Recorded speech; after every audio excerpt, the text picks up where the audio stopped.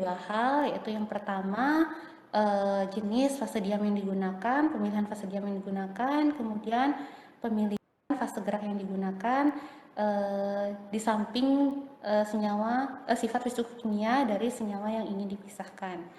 Baik, untuk fase diamnya kita menggunakan yang namanya plat KLT, yaitu kromatografi lapis tipis. Kurang lebih plat kromatografi yang kita gunakan bentuknya seperti ini. Nah, inilah plat kromatografi ya. Dia ukurannya adalah 20 cm dikali 20 cm. Bentuknya kotak. Ada juga yang ukurannya lebih kecil, yaitu 10 cm kali 10 cm. Seperti ini. Nah, jadi ukuran 20 kali 20 ini dia akan menghasilkan 4 plat dengan ukuran 10 kali 10. Untuk penampang dari plat kromatografi ini sendiri, dia bisa berbagai jenis ya. Yang ini kebetulan yang saya pegang, ini penampangnya adalah terbuat dari aluminium. Seperti ini ya. Jadi inilah bagian penampangnya. Ini adalah bagian permukaannya. Nah, untuk bagian permukaan yang adik-adik lihat berwarna putih ini terbuat dari silika gel. Apakah selalu dari silika gel? Tidak. Nanti kita akan lihat ya, yang jenis plat kromatografinya bukan silika gel ataupun yang penampangnya bukan aluminium sheet. Nah, untuk yang plat aluminium ini dia cukup elastis ya, jadi bisa dibengkokkan seperti ini. Selain itu, kita juga mempunyai penampang yang terbuat dari kaca. Jadi inilah plat ukuran 10 kali 10, di mana penampangnya adalah penampang kaca. Jadi dia lebih rigid ya, tidak bisa dibengkokkan. Nah, masing-masing dari jenis penampang ini ada kelebihan dan kekurangannya.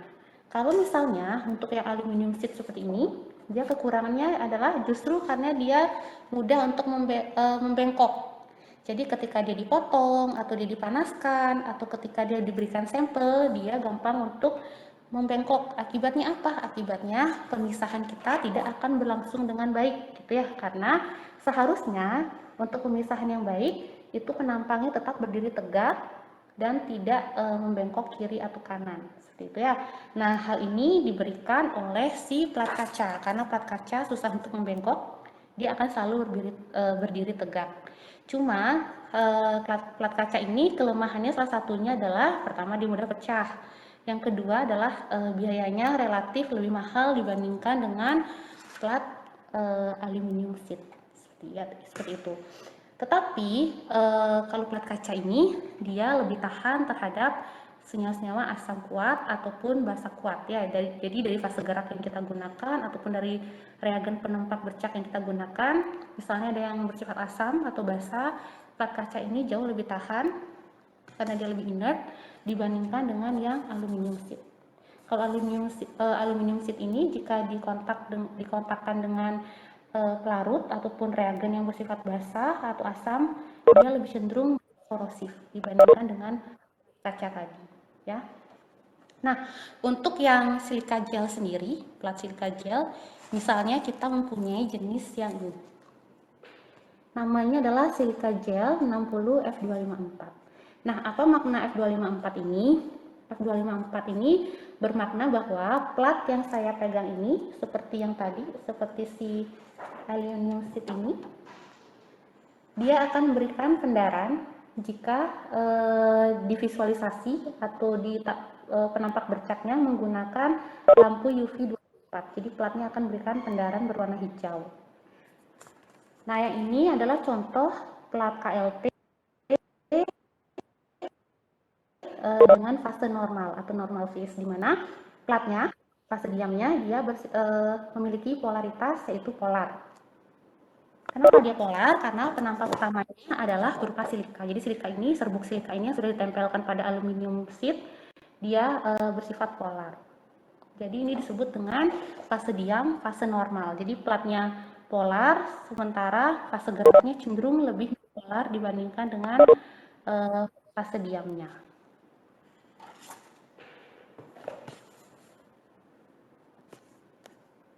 Nah, selain aluminium sheet GF254 tadi, kita juga mempunyai silika gel 60 RP18 F254. ini hampir sama dengan plat silika gel biasa tadi, hanya saja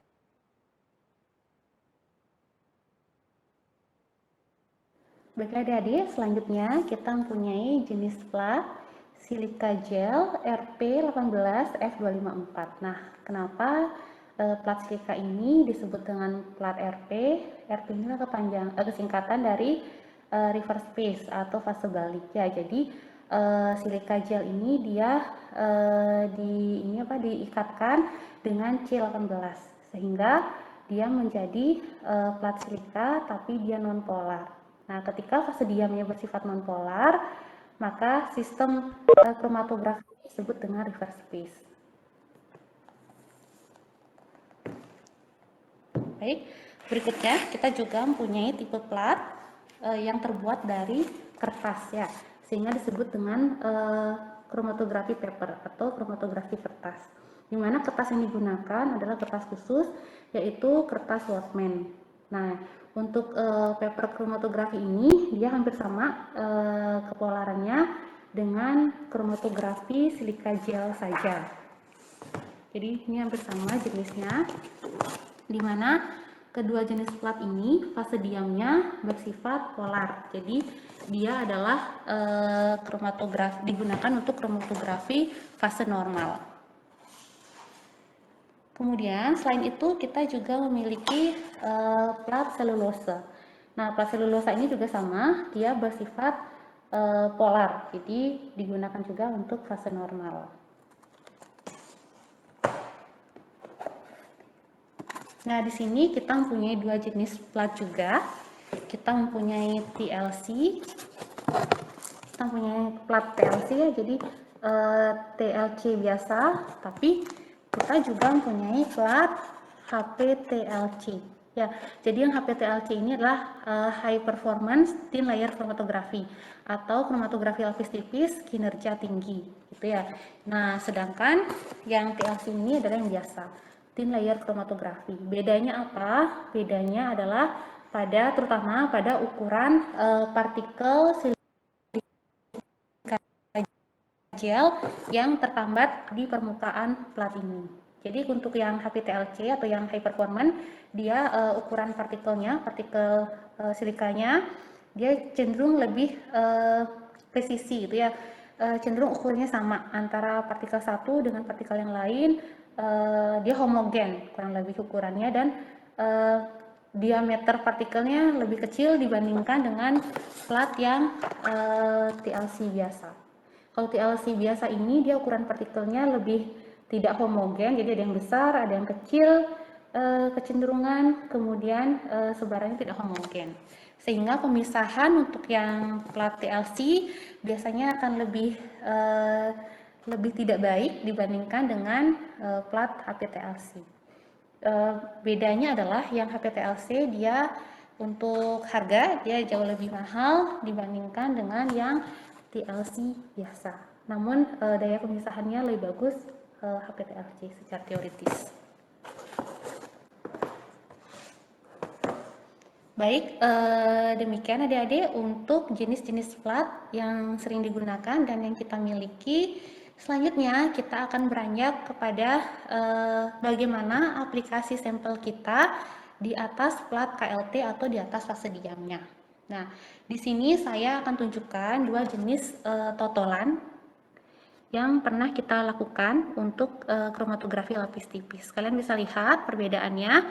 Di bagian sini inilah totolan sampel. Jadi kita punya sampel seperti ini misalnya. Jadi ini sudah ada senyawa, sudah ada sampelnya gitu ya, ada senyawa, entah senyawanya senyawa obat, entah senyawanya ekstrak bahan alam. Nah, kita punya seperti ini sampelnya. Ketika sampel ini kita totolkan di bagian bawah plat seperti ini. Nah, biasanya kalau untuk manual kita menggunakan pipet kapiler. Pipet kapilernya seperti ini ya. Jadi sekecil ini, dan pipet kapiler ini ada berbagai macam ukuran. Yang ini kebetulan ukurannya adalah 0,5 mikro. Seperti ini ya. Pipet kapilernya seperti jarum 0,5 mikro. Kemasannya seperti ini, biasanya akan ditaruh di wadah seperti ini untuk menghindari dia patah. Kemudian, tadi seperti saya bilang sebelumnya, ada dua jenis totolan yang bisa kita lakukan. Yang pertama yang berbentuk pita, yang kedua yang berbentuk bulat atau dot ya. Jadi yang dot, ada yang berbentuk seperti pita.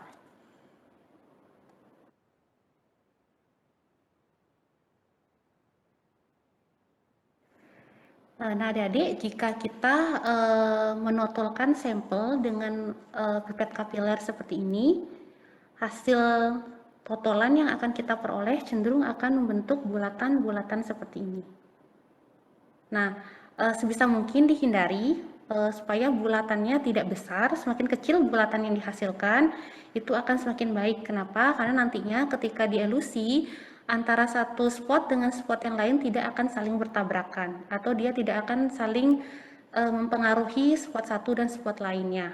Karena kalau semakin besar, dia akan semakin memenuhi ruangan. Jadi semakin kecil akan semakin baik jika kita menotolkannya secara manual. Nah, penotolan secara manual ini biasanya digunakan lebih untuk kepentingan kualitatif. Jadi hanya untuk mengidentifikasi, untuk mengetahui jenis senyawa yang ada dan apakah ada atau tidak senyawa yang diinginkan. Sementara jika kita menginginkan penotolan yang berbentuk band atau pita seperti ini, biasanya kita menggunakan alat bantu. Bisa yang semi otomatis ataupun yang otomatis. Nanti akan saya perlihatkan alat yang untuk penotol manual, yang semi otomatis maupun yang otomatis. Nah, untuk alat yang semi otomatis dan otomatis itu dapat dipergunakan untuk kepentingan kuantitatif atau untuk penetapan kadar. Kenapa? Karena yang menotolkan adalah alat yang sudah di-online-kan dengan komputer, sehingga penotolan volumenya akan tepat, sehingga dapat digunakan untuk menghitung kadar senyawa yang diperoleh. Nah, begitu kira-kira adik-adik untuk proses penotolan sampel pada plat kromatografi. Selanjutnya kita akan melihat alat-alat yang dipergunakan untuk menotol sampel. Baiklah adik-adik, ini adalah beberapa alat yang kita miliki ketika kita menotol sampel untuk diaplikasikan ke plat kromatografi. Yang pertama, kita memiliki alat Linomat 5, di mana alat ini kita pergunakan untuk menotol sampel secara semi otomatis. Artinya lah setengahnya kita kerjakan sendiri dengan menggunakan tangan atau manual, setengahnya lagi akan terkomputerisasi. Nah, yang ini adalah automatic TLC sampler 4, di mana alat ini kita gunakan untuk menotol sampel secara otomatis. Jadi full dikerjakan oleh alat dan kita tidak perlu ikut mengerjakannya dengan manual. Nah, pada kompartemen alat ini kita bisa lihat ya, di sini ada rak-rak. Jadi rak-rak ini dipergunakan untuk menaruh sampel kita sesuai dengan urutan yang telah kita buat pada sistem softwarenya, pada software yang digunakan. Kurang lebih alat seperti ini. Platnya nanti tempatnya adalah pada bagian ini yang kosong. Kita taruh plat di sini. Nanti alat atau siring, bisa kalian lihat ya, di sini ada siring. Siring yang kita gunakan di sini berukuran 25 mikro. Nah, siring ini nanti akan mengambil sendiri sampel yang kita taruh pada rak-rak.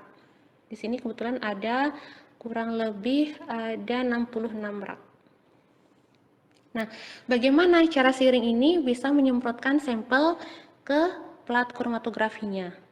Caranya lah, dia akan memompakan udara dengan menggunakan kompresor seperti ini. Nah, bisa kompresor, bisa juga dengan menggunakan gas nitrogen. Nah, untuk alat yang semi otomatis tadi, penotol semi otomatis tadi, kebetulan yang kita miliki gas pembawanya atau gas penyemprotnya adalah masih berupa gas nitrogen, bukan berupa kompresor. Kelebihan dari menggunakan kompresor adalah kompresor dia lebih tahan terhadap kebocoran, lebih jarang bocor, sedangkan kalau nitrogen itu lebih rentan mengalami kebocoran pada sistem perselangannya. Dan untuk gas nitrogen dia juga cukup lebih mahal dibandingkan dengan kompresor, karena kompresor sebenarnya adalah udara yang dipompakan ke dalam sistem penotolan. Jadi dia tidak menggunakan gas dari luar, dia tidak menggunakan gas khusus, tapi dia menggunakan udara yang berada di lingkungan kita untuk membantu penyemprotan sampel. Nah, selanjutnya yang terakhir, untuk penotolan secara manual kita bisa menggunakan pipet kapiler seperti ini. Semoga terlihat seperti ini ya. Jadi ukurannya macam-macam pipet kapiler ini. Jadi ada yang 0,5 mikro sampai dengan 10 mikro, bahkan ada yang lebih besar dari itu. Tapi semakin kecil lubang yang dimiliki, maka penotolan akan bisa berbentuk semakin bulatannya semakin kecil, seperti yang contoh tadi. Nah, untuk yang manual sendiri bisa menggunakan tangan. Untuk penotolan secara manual, selain bisa menggunakan tangan, kita juga bisa menggunakan alat bantu, namun masih bersifat manual. Jadi alat bantunya kurang lebih seperti ini. Jadi untuk pemegangnya di sini ada untuk holder untuk pipet kapilernya. Nanti akan ada pensilnya. Ke dalam lubang pensilnya akan kita masukkan dengan pipet kapiler yang tadi. Nah, apa bedanya penotolan manual dengan tangan dibandingkan dengan penotolan manual dengan menggunakan alat ini? Jika kita menotol dengan menggunakan alat ini, maka kepresisiannya atau keterulangannya dan kerapian dari penotolan akan lebih bisa terjaga dibandingkan kita dengan menggunakan tangan. Karena tangan kita kadang tekanannya akan berbeda-beda setiap saat.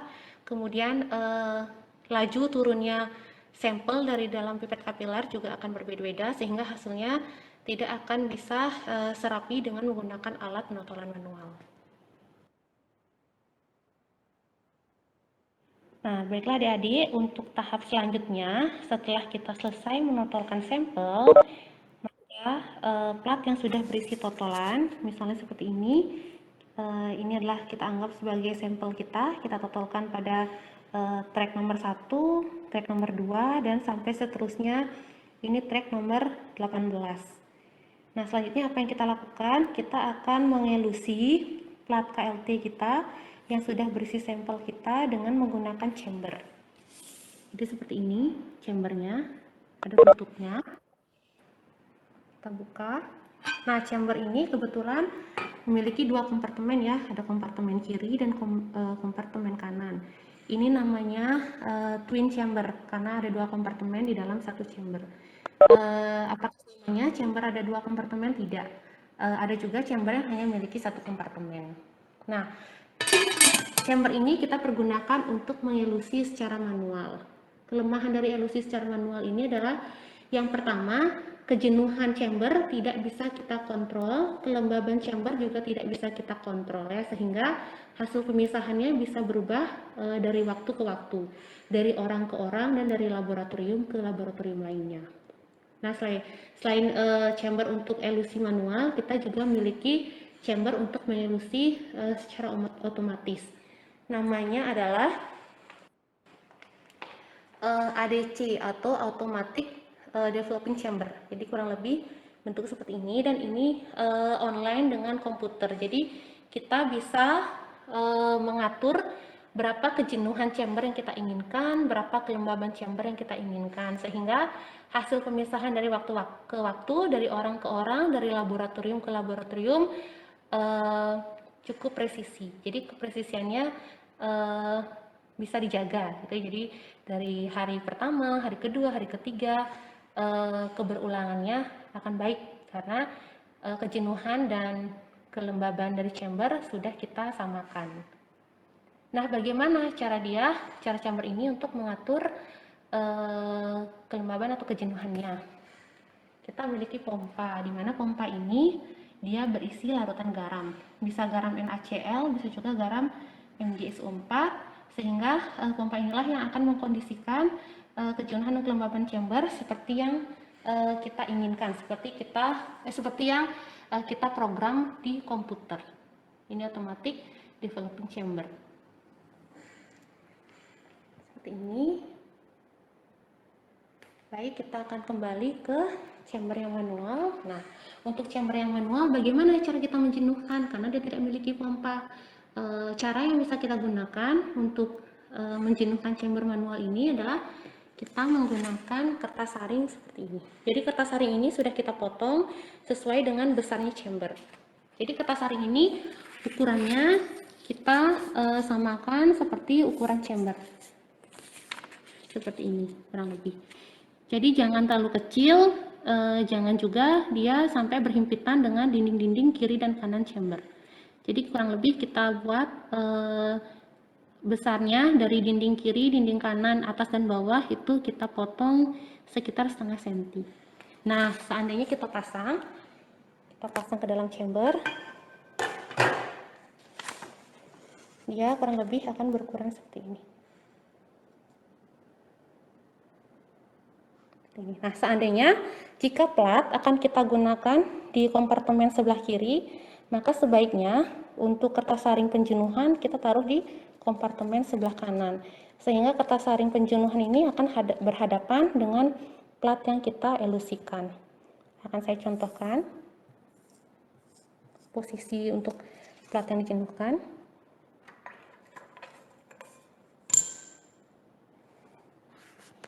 Kurang lebih nanti dia akan berhadapan seperti ini di dalam chamber.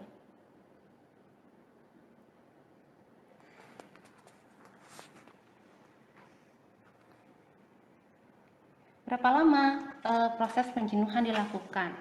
Biasanya kita menggunakan waktu 30 menit sejak kertas saring dicelupkan ke dalam kompartemen chamber.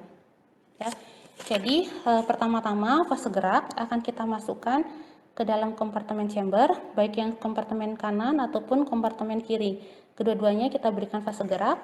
Untuk ukuran kompartemen seperti ini 20 kali 10. Jadi ini panjangnya adalah 20. Tingginya adalah 10. Biasanya masing-masing kompartemen kita berikan 10 mili pelarut. Jadi sebelah sini kita berikan 10 mili fase gerak, sebelah sini juga kita berikan 10 mili fase gerak. Dan perlu diingat, ketinggian fase gerak ini tidak boleh melebihi dari ketinggian penotolan. Misalnya, tinggi penotolan kita adalah 1 cm dari bawah. Maka fase gerak kita minimal harus di bawah sampel yang kita totolkan, tidak boleh di atas kita totolkan. Jadi totalan sampel kita tidak akan terendam fase gerak. Nah, untuk ketika kita melakukan elusi, untuk memasukkan plat, sebisa mungkin ketika memegang plat, kita tidak menyentuh langsung bagian permukaan plat, di mana permukaan ini akan terjadi proses pembersihan. Jadi tidak boleh ada lemak dari tangan kita ataupun kontaminan dari tangan kita yang Baik adik-adik, selanjutnya kita akan masuk ke tahap elusi. Nah, untuk tahap elusi ini kita akan memasukkan plat KLT ke dalam chamber dan sebisa mungkin kita menggunakan pinset untuk mengambil plat, untuk menghindari plat dari kontaminasi karena tangan kita mungkin saja mengandung kontaminan atau lemak. Nah, kurang lebih seperti ini, kita megang plat dan kita tempatkan plat seperti yang tadi sudah saya contohkan. Nah, posisi plat dia akan berhadap-hadapan dengan kertas saring yang kita gunakan untuk menjenuhkan. Plat ini ketika kalian taruh di dalam kompartemen chamber, dia tidak boleh menyentuh dinding sebelah kiri dan juga tidak boleh menyentuh dinding sebelah kanan. Karena jika plat sampai menyentuh kedua dinding ini, maka aliran fase gerak tidak akan bisa lancar ya dari bawah ke atas, tapi dia akan tertambat di pinggir-pinggir kompartemen chamber ini, sehingga pemisahan tidak akan berlangsung dengan baik, ataupun bisa saja antar satu spot bisa saling bertabrakan. Perlu diingat ketika kita akan mengelusi ataupun menjenuhkan chamber, kita wajib menutup chamber yang kita gunakan sehingga uap pelarut tidak akan keluar dan tetap akan jenuh di dalam kompartemen chamber. Nah, untuk ADC atau Automatic Developing Chamber, bagaimana cara kita untuk menjenuhkan? Kita tinggal membuka kompartemen ADC, kemudian kita ambil plat holdernya seperti ini. Kemudian plat akan kita jepit dengan menggunakan plat holder seperti ini. Hasilnya adalah seperti ini setelah dijepit platnya. Nah, untuk bagian putih, untuk bagian silika gel, dia menghadap ke arah dalam. Kita akan pasang platnya. Ini menggunakan magnet ya, jadi tinggal didekatkan, dia akan menempel dengan sendirinya. Seperti ini, kemudian kita tutup kembali. Kemudian kita tinggal memencet running pada komputer atau memencet enter pada keypad.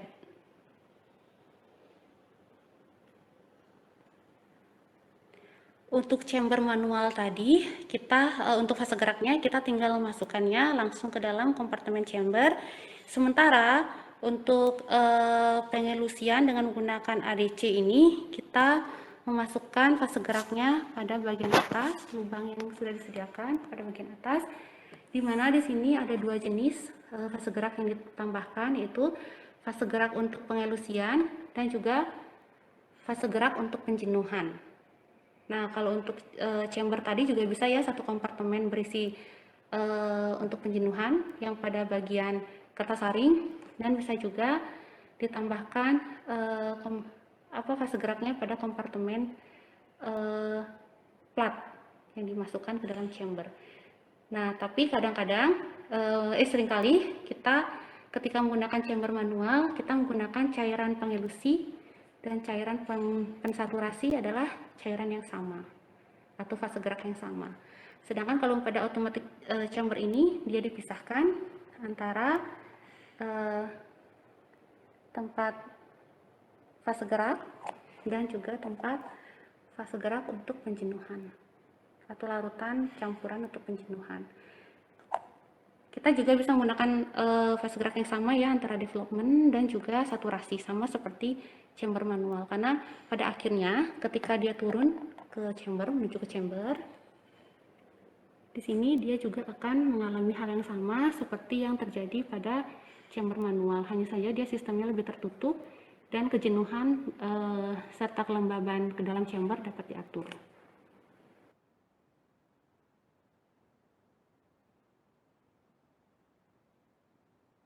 Selanjutnya, setelah elusi, hasil yang diperoleh akan seperti berikut.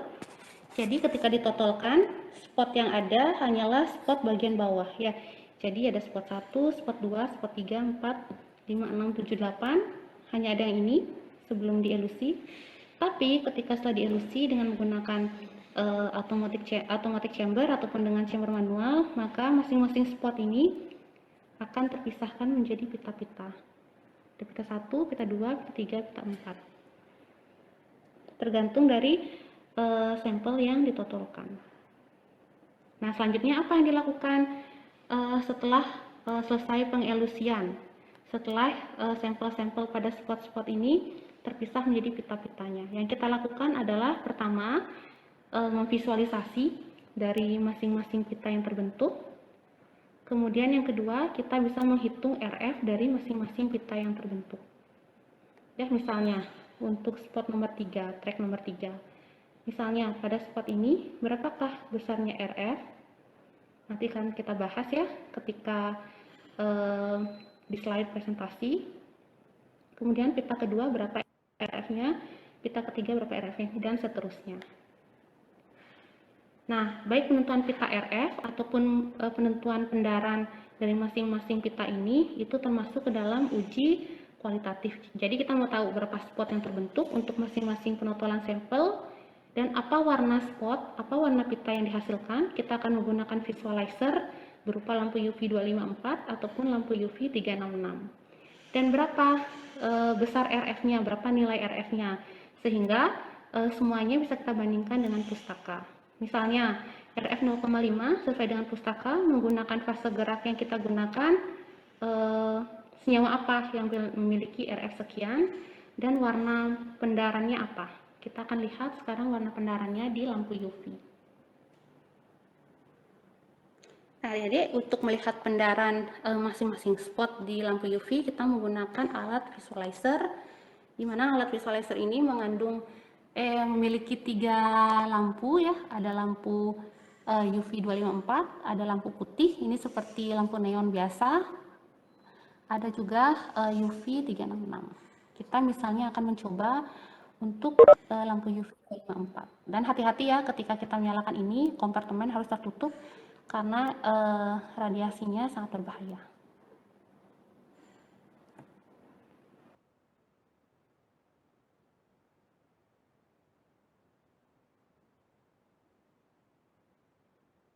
Selanjutnya kita akan lihat bagaimana pola pendaran dari plat yang sudah kita elusi tadi di bawah lampu UV 254. Kita nyalakan. Kita melihat dari lubang yang telah disiapkan. Nah, itu adalah penampakan plat KLT yang sudah dielusi dan spot-spot yang muncul di bawah lampu UV 254. Selanjutnya akan saya ganti ke lampu 366 nanometer. Nah, ini adalah tampilan plat kita di bawah lampu UV 366 nanometer. Berikutnya pada sinar putih. Nah, alat ini sebenarnya sudah langsung berisi kamera, jadi ketika di online dengan komputer, komputer bisa langsung memfoto hasil dari pendaran lampu UV 254, 366, ataupun lampu putih, sinar putih.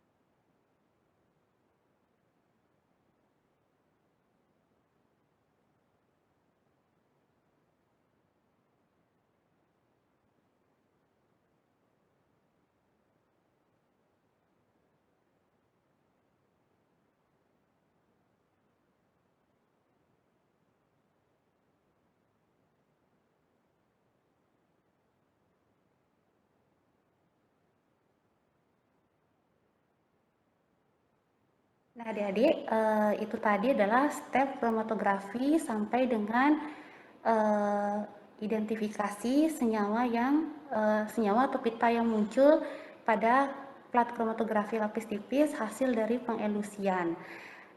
Nah, tadi untuk parameter kualitatifnya kita memperoleh 2 parameter. Yang pertama adalah RF. RF itu dihitung dari jarak tempuh sampel atau pita, jarak tempuh sampel atau pita per jarak tempuh fase gerak. Nanti kita akan belajar cara menghitungnya pada PowerPoint atau pada penugasan. Kemudian yang kedua, parameter kualitatif yang kedua yang kita peroleh adalah warna pendaran. Warna pendaran di bawah lampu UV 254, 366, dan juga di bawah lampu putih.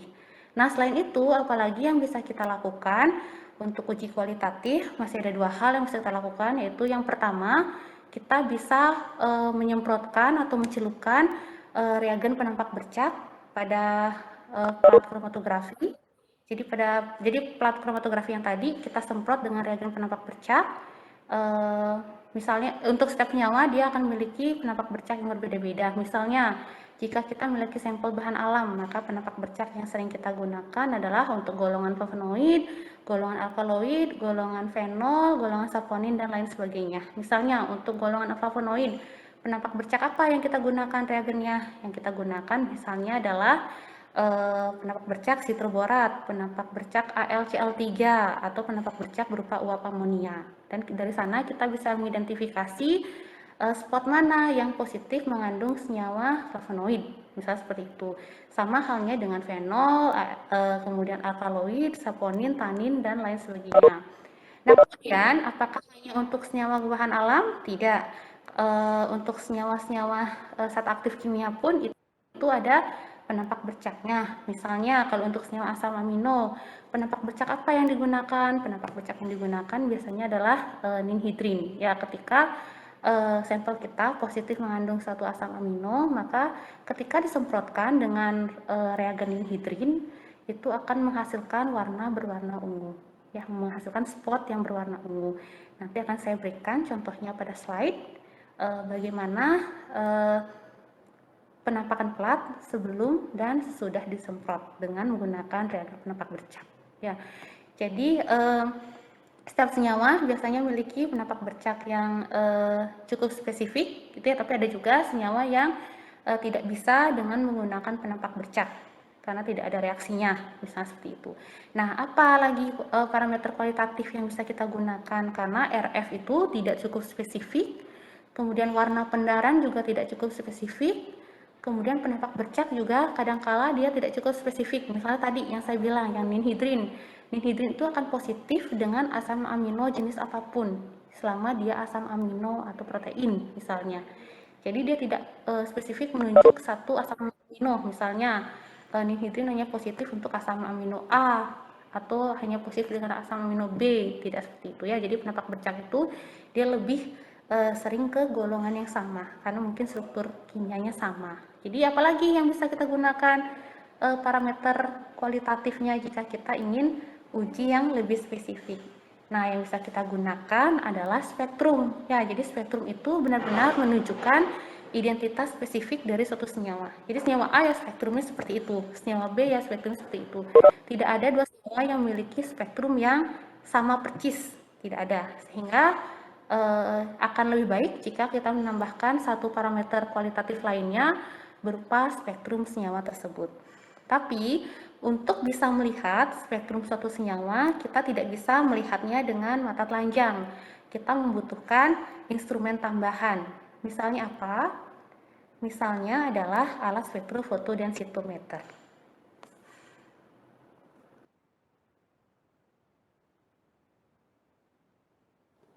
Baiklah adik-adik, berikut adalah alat spektrofotodensitometer yang akan kita pergunakan.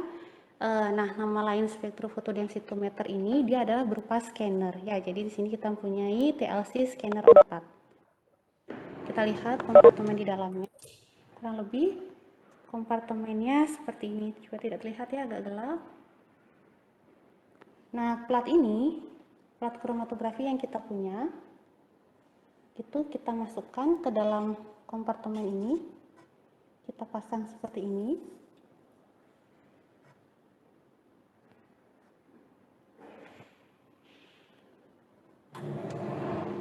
Kemudian kita tutup dan kita nyalakan aplikasi yang dimiliki oleh instrumen densito yang kita miliki.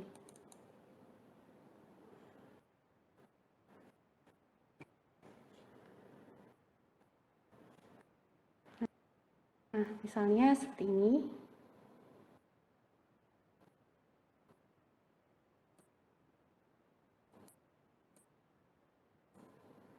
Contohnya puncak-puncak seperti ini.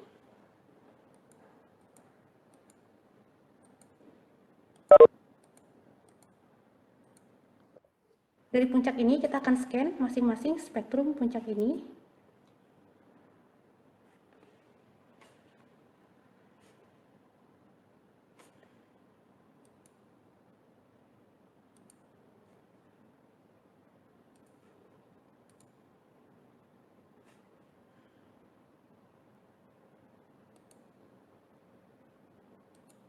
Kebetulan ini masih belum ada spektrumnya. Nah, untuk lebih detailnya mengenai spektrum, mengenai puncak-puncak yang muncul, dan juga mengenai terutama untuk praktikum kali ini, misalnya untuk LOD, LOQ, akan saya perlihatkan langsung, akan saya contohkan langsung di pertemuan Webex kita selanjutnya.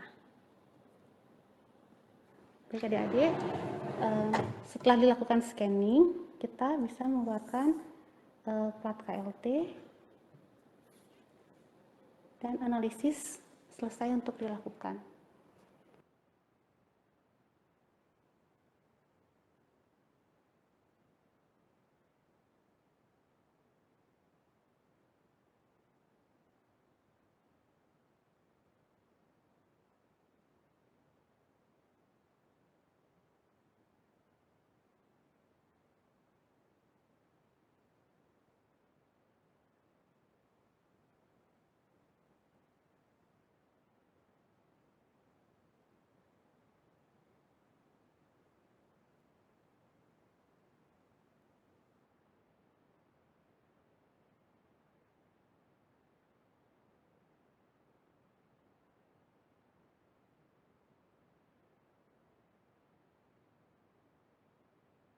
Baik adik-adik, tadi sudah ya untuk videonya. Kita lanjut ke sesi tanya jawab ya.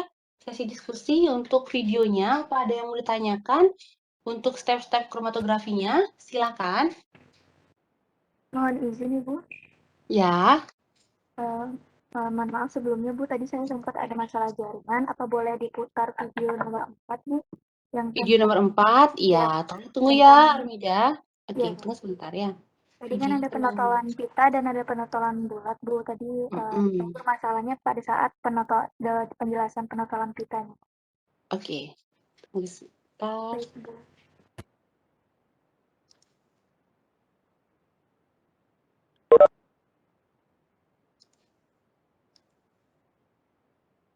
Sudah kelihatan, Mida? Sudah Ibu. Oke, saya putar ya, saya putar ulang. Nah, adik-adik, jika kita menotolkan sampel dengan pipet kapiler seperti ini, hasil totolan yang akan kita peroleh cenderung akan membentuk bulatan-bulatan seperti ini. Nah, sebisa mungkin dihindari supaya bulatannya tidak besar, semakin kecil bulatan yang dihasilkan, itu akan semakin baik. Kenapa? Karena nantinya ketika dielusi, antara satu spot dengan spot yang lain tidak akan saling bertabrakan, atau dia tidak akan saling mempengaruhi spot satu dan spot lainnya. Karena kalau semakin besar, dia akan semakin memenuhi ruangan. Jadi semakin kecil akan semakin baik jika kita menotolkannya secara manual. Nah, penotolan secara manual ini biasanya digunakan lebih untuk kepentingan kualitatif. Jadi hanya untuk mengidentifikasi, untuk mengetahui jenis senyawa yang ada dan apakah ada atau tidak senyawa yang diinginkan. Sementara jika kita menginginkan penotolan yang berbentuk band atau pita seperti ini, biasanya kita menggunakan alat bantu. Bisa yang semi otomatis ataupun yang otomatis. Nanti akan saya perlihatkan alat yang untuk penotol manual, yang semi otomatis maupun yang otomatis. Nah, untuk alat yang semi otomatis dan otomatis itu dapat dipergunakan untuk kepentingan kuantitatif atau untuk penetapan kadar. Kenapa? Karena yang menotolkan adalah alat yang sudah di-online-kan dengan komputer, sehingga penotolan volumenya akan tepat, sehingga dapat digunakan untuk menghitung kadar senyawa yang diperoleh. Nah, begitu kira-kira adik-adik untuk proses penotolan sampel pada plat kromatografi. Selanjutnya kita akan melihat alat-alat yang dipergunakan untuk menotol sampel. Baiklah adik-adik, ini adalah beberapa alat yang kita miliki ketika kita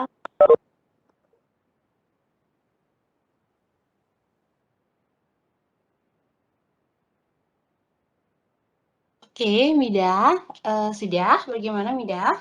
Baik Apa? Bu, sudah Bu. Ya, Sudah silahkan. jelas. Oke. Oh, nggak ada ditanyakan? Enggak Cuma Bu, tadi karena soalnya tadi terputus ya? ada ya Bu betul. Oke. Oke, silahkan. Tunggu sebentar, Kak.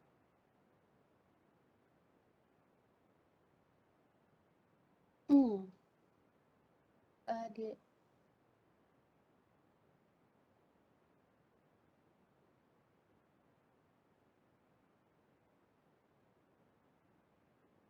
Oke, dari Angelina, ya. Mau ditulis sebentar ya, saya catat dulu catatan.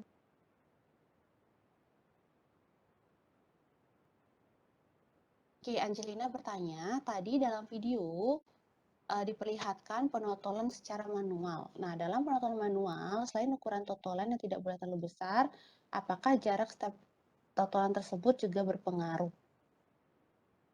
Oke, jadi kalau pada penotolan ya, penotolan yang harus kita perhatikan tadi benar ya, kalau bisa ukuran masing-masing spot itu sekecil mungkin. Ya, jadi kalau tadi yang saya bulat-bulat itu, dia termasuk spot yang besar. Ya, itu kan belum dielusi ya, kalau seandainya dia sudah dielusi, sudah ditambahkan fase geraknya, maka dia bisa bleber ya, yang bulat itu menjadi tidak karuan bentuknya gitu ya. Nah, untuk jaraknya sendiri, kalau seandainya bulatannya besar seperti itu, sebaiknya jaraknya lebih dijauhkan gitu ya antara spot satu dengan spot yang lainnya. Kalau yang tadi kan bulatannya besar, jaraknya juga cukup dekat gitu ya. Nah, kalau bisa, kalau seandainya sampel kalian hanya punya device penotolannya adalah pipet kapiler dan kalian totolkan secara manual gitu ya, dan kalian tidak bisa menghindari bahwa spot yang membentuk bulatan yang sangat besar karena mungkin volumenya yang banyak ditotolkan. Nah, sebaiknya maka jaraklah yang harus kalian ini ya atur gitu. Siapa tahu nanti kalaupun dia bleber maka tidak akan kena tetangganya gitu ya.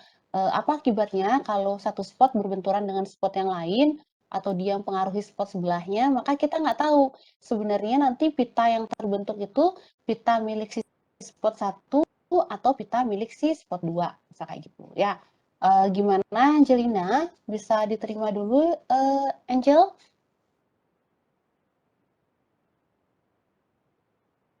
Bisa, Bu. Oke, terima kasih. Oke, selanjutnya kita ada, oh belum ada lagi, silakan yang lain dulu. Belum ada lagi di chat. Mohon izin bertanya. Izin bertanya, Bu. Dua, Bu. Mengenai masalah Oh iya, mohon ditunggu sebentar ya.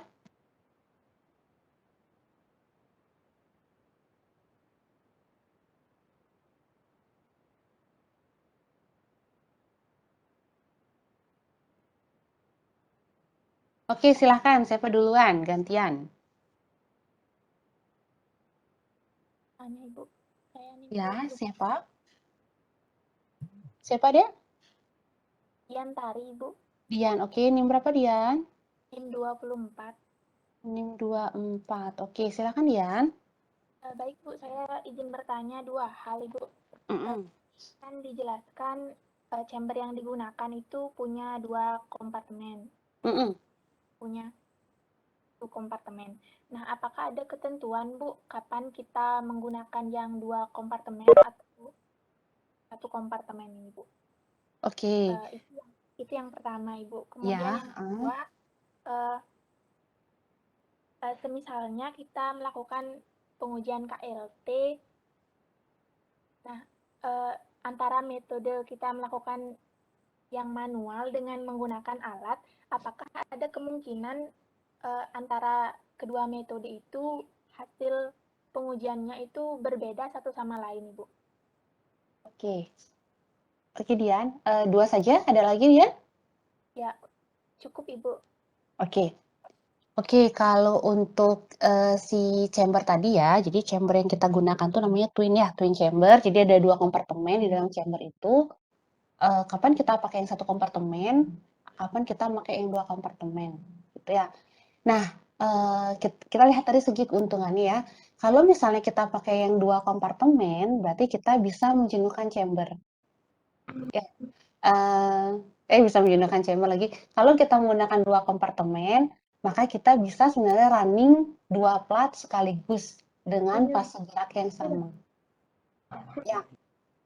Jadi dengan fase gerak yang sama kita bisa running dua plat sekaligus gitu ya. Tapi kalau misalnya hanya satu kompartemen, kita hanya bisa running satu plat dalam sekali uji. Gitu ya. Jadi bedanya paling itu. Nah, Tapi pertimbangannya tadi ya ketersediaannya di lab apa, ada yang mana gitu. Kemudian yang selanjutnya adalah dari harga gitu ya. Kalau yang kompartemennya 2, otomatis dia pasti lebih mahal ya dibandingkan yang kompartemennya 1. Misal gitu. Jadi paling pertimbangannya gitu saja ya.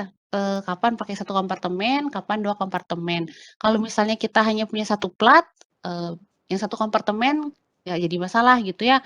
Tapi kalau misalnya kita 2 plat, kita bisa nih kalau mau menghemat waktu, kita bisa running bersamaan di kompartemen 1 ataupun kompartemen 2. Seperti itu ya. Nah, tapi kalau misalnya menggunakan kompartemen 2, yang 2 kompartemen, ada lagi keuntungannya ya, yaitu 1 kompartemen kita gunakan untuk penjenuhannya, kompartemen yang lain kita gunakan untuk pemisahannya. Tapi kalau misalnya kita hanya punya 1 kompartemen, berarti otomatis kolom penjenuhan dan juga kolom pemisahannya kita menggunakan kompartemen yang sama, seperti itu. Jadi tidak ada sih pertimbangan khusus ya, cuma masalah kalau yang 2 kompartemen bisa simultan nih 2 plat sekaligus, tapi kalau 1 kompartemen tidak, seperti itu. Paling gitu aja Dian. Gimana Dian? Bisa diterima dulu? Iya, Ibu. Oke. Yang pertanyaan kedua. Pertanyaan kedua tadi, apa Dian bisa diulang ya? Aduh saya ini pikunan banget ya. Yang kedua tadi apa Dian? Coba sedikit aja diingetin.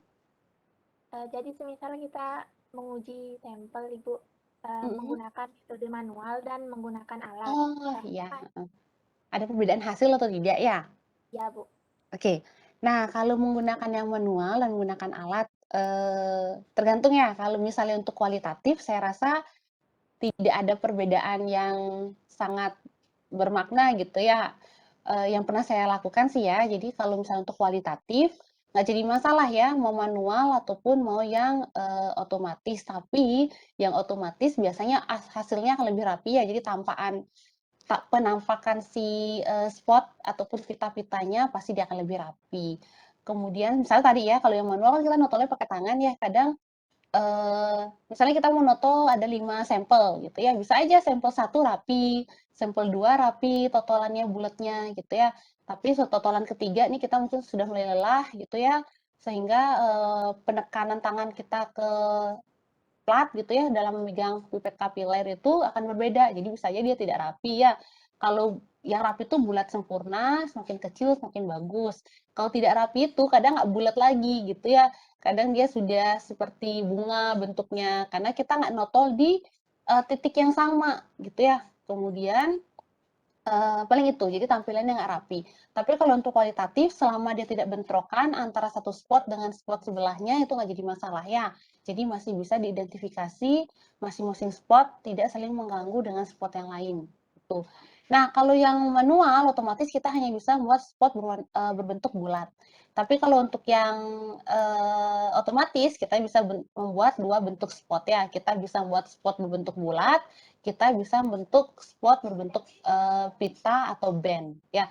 Jadi alat yang automatic TLC sampler yang saya tunjukkan tadi itu saya lupa menyampaikan di videonya, dia tuh mempunyai 2 jenis siring ya. Jadi siring untuk band atau pita, siring untuk spot atau bulat gitu.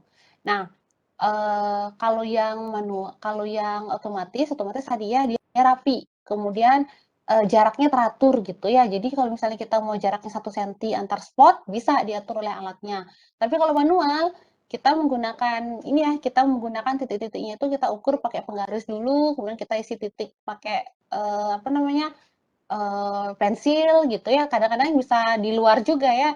Kadang-kadang nggak stabil kita menotolkannya gitu. Jadi ada yang agak di atas, ada yang agak di bawah untuk untuk pengaplikasian pertama, pengaplikasian kedua, biasanya tekanannya nggak akan sama, kemudian bisa pindah-pindah tempat ya, geser walaupun sedikit, tapi kalau misalnya berkali-kali, itu akan mempengaruhi nanti hasil pemisahannya, dalam artian bentuk pitanya yang nggak rapi, misalnya gitu. Nah, kalau kuantitatif pasti jauh berbeda hasilnya antara manual dengan yang otomatis. Kalau kualitatif tidak jadi masalah sih menurut saya ya, paling hanya tampilan spotnya. Tapi kalau kuantitatif, nah ini akan bermasalah. Kenapa? Karena kalau manual, kita pengambilan volumenya, kita nggak tahu gitu ya, walaupun kita sudah menggunakan pipet kapiler misalnya ukuran 0,5 mikro atau misalnya ukurannya 1 mikro.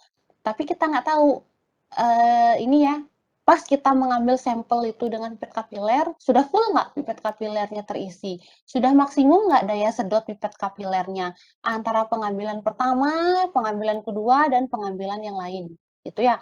Karena kita nggak bisa nih mengukur secara kuantitatif ya, secara analitik, berapa volume yang bisa masuk ke dalam pipet kapiler, walaupun dia pipet kapilernya itu adalah pipet kapiler yang sudah terkalibrasi 1 mikro misalnya gitu ya. Tapi kan kadang mungkin kita waktu ngambilnya itu, waktu mencelupkan si pipet kapiler ke larutannya mungkin terlalu cepat kita angkat atau terlalu lama kita angkat, itu akan mempengaruhi volume larutan yang bisa naik ke atas pipet kapiler.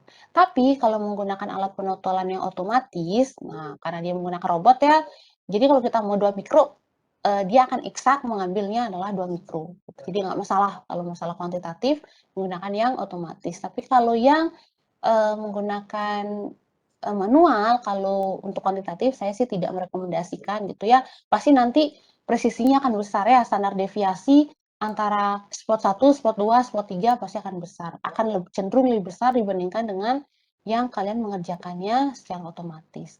Paling itu ya. Dian, gimana Dian? Bisa diterima dulu penjelasannya? Baik, bisa Ibu. Oke, terima kasih. Oke, selanjutnya tadi siapa? Kayaknya ada beberapa orang yang mau bertanya ya. Silakan.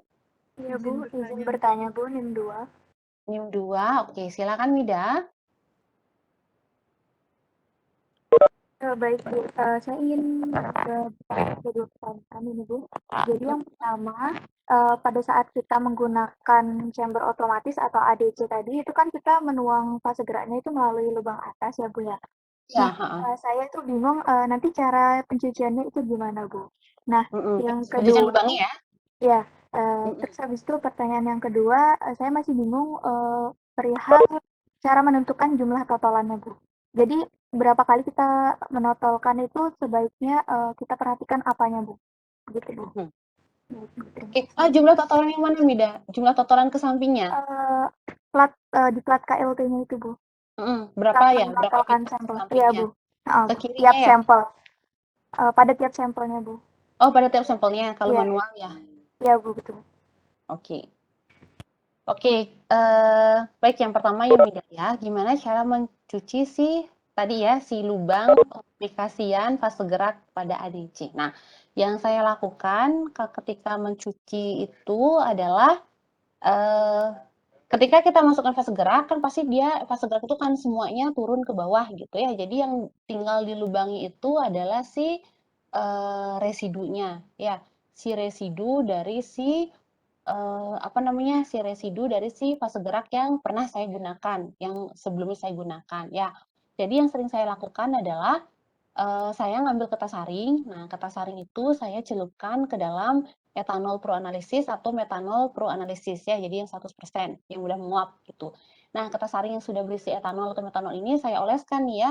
Saya oleskan berputar ke dalam lubang si ADC sampai si lubang ADC ini tidak berbau lagi fase gerak yang sebelumnya digunakan. Misalnya sebelumnya saya menggunakan fase gerak berupa heksan gitu ya. Jadi saya cuci nih, saya lap lubang ADC itu dengan menggunakan kertas saring yang sudah berisi etanol 100% atau metanol 100%. Kemudian saya saya cium gitu, apakah masih ada bau heksan yang tersisa di lubang tersebut atau tidak. Ya, itu yang cara pertama yang sering saya gunakan. Tapi yang cara kedua itu saya masukkan etanol 100% atau metanol 100% ke dalam lubang ADC itu ya secukupnya. Nah, kemudian saya pura-puranya running gitu ya, saya mengeset itu seperti running sampai si etanol itu dia turun aja ke dalam lubangnya gitu ya. Jadi nanti berulang-ulang seperti itu, cuman agak lebih repot gitu ya karena kita harus menyalakan sistemnya untuk bisa menurunkan si metanol atau si etanol.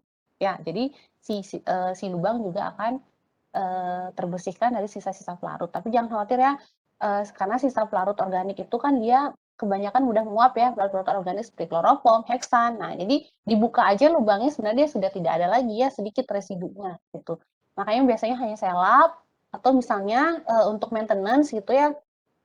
Kalau misalnya dalam satu hari saya running 3 kali, jadi misalnya hanya saya lap bagian atas lubang itu, Tapi kalau untuk maintenance itu misalnya seminggu 2 kali dibersihkan dengan cara yang tadi ya, metanol atau etanol saya running ke dalam si sistem kekebalan tempat aplikasi si penjenuh ataupun si fase gerak yang tadi. Gitu ya. Tapi cara ngerunningnya gimana? Cara ngerunningnya seperti kita ngerunning KLT ininya, tapi di chambernya nggak ada plat ya.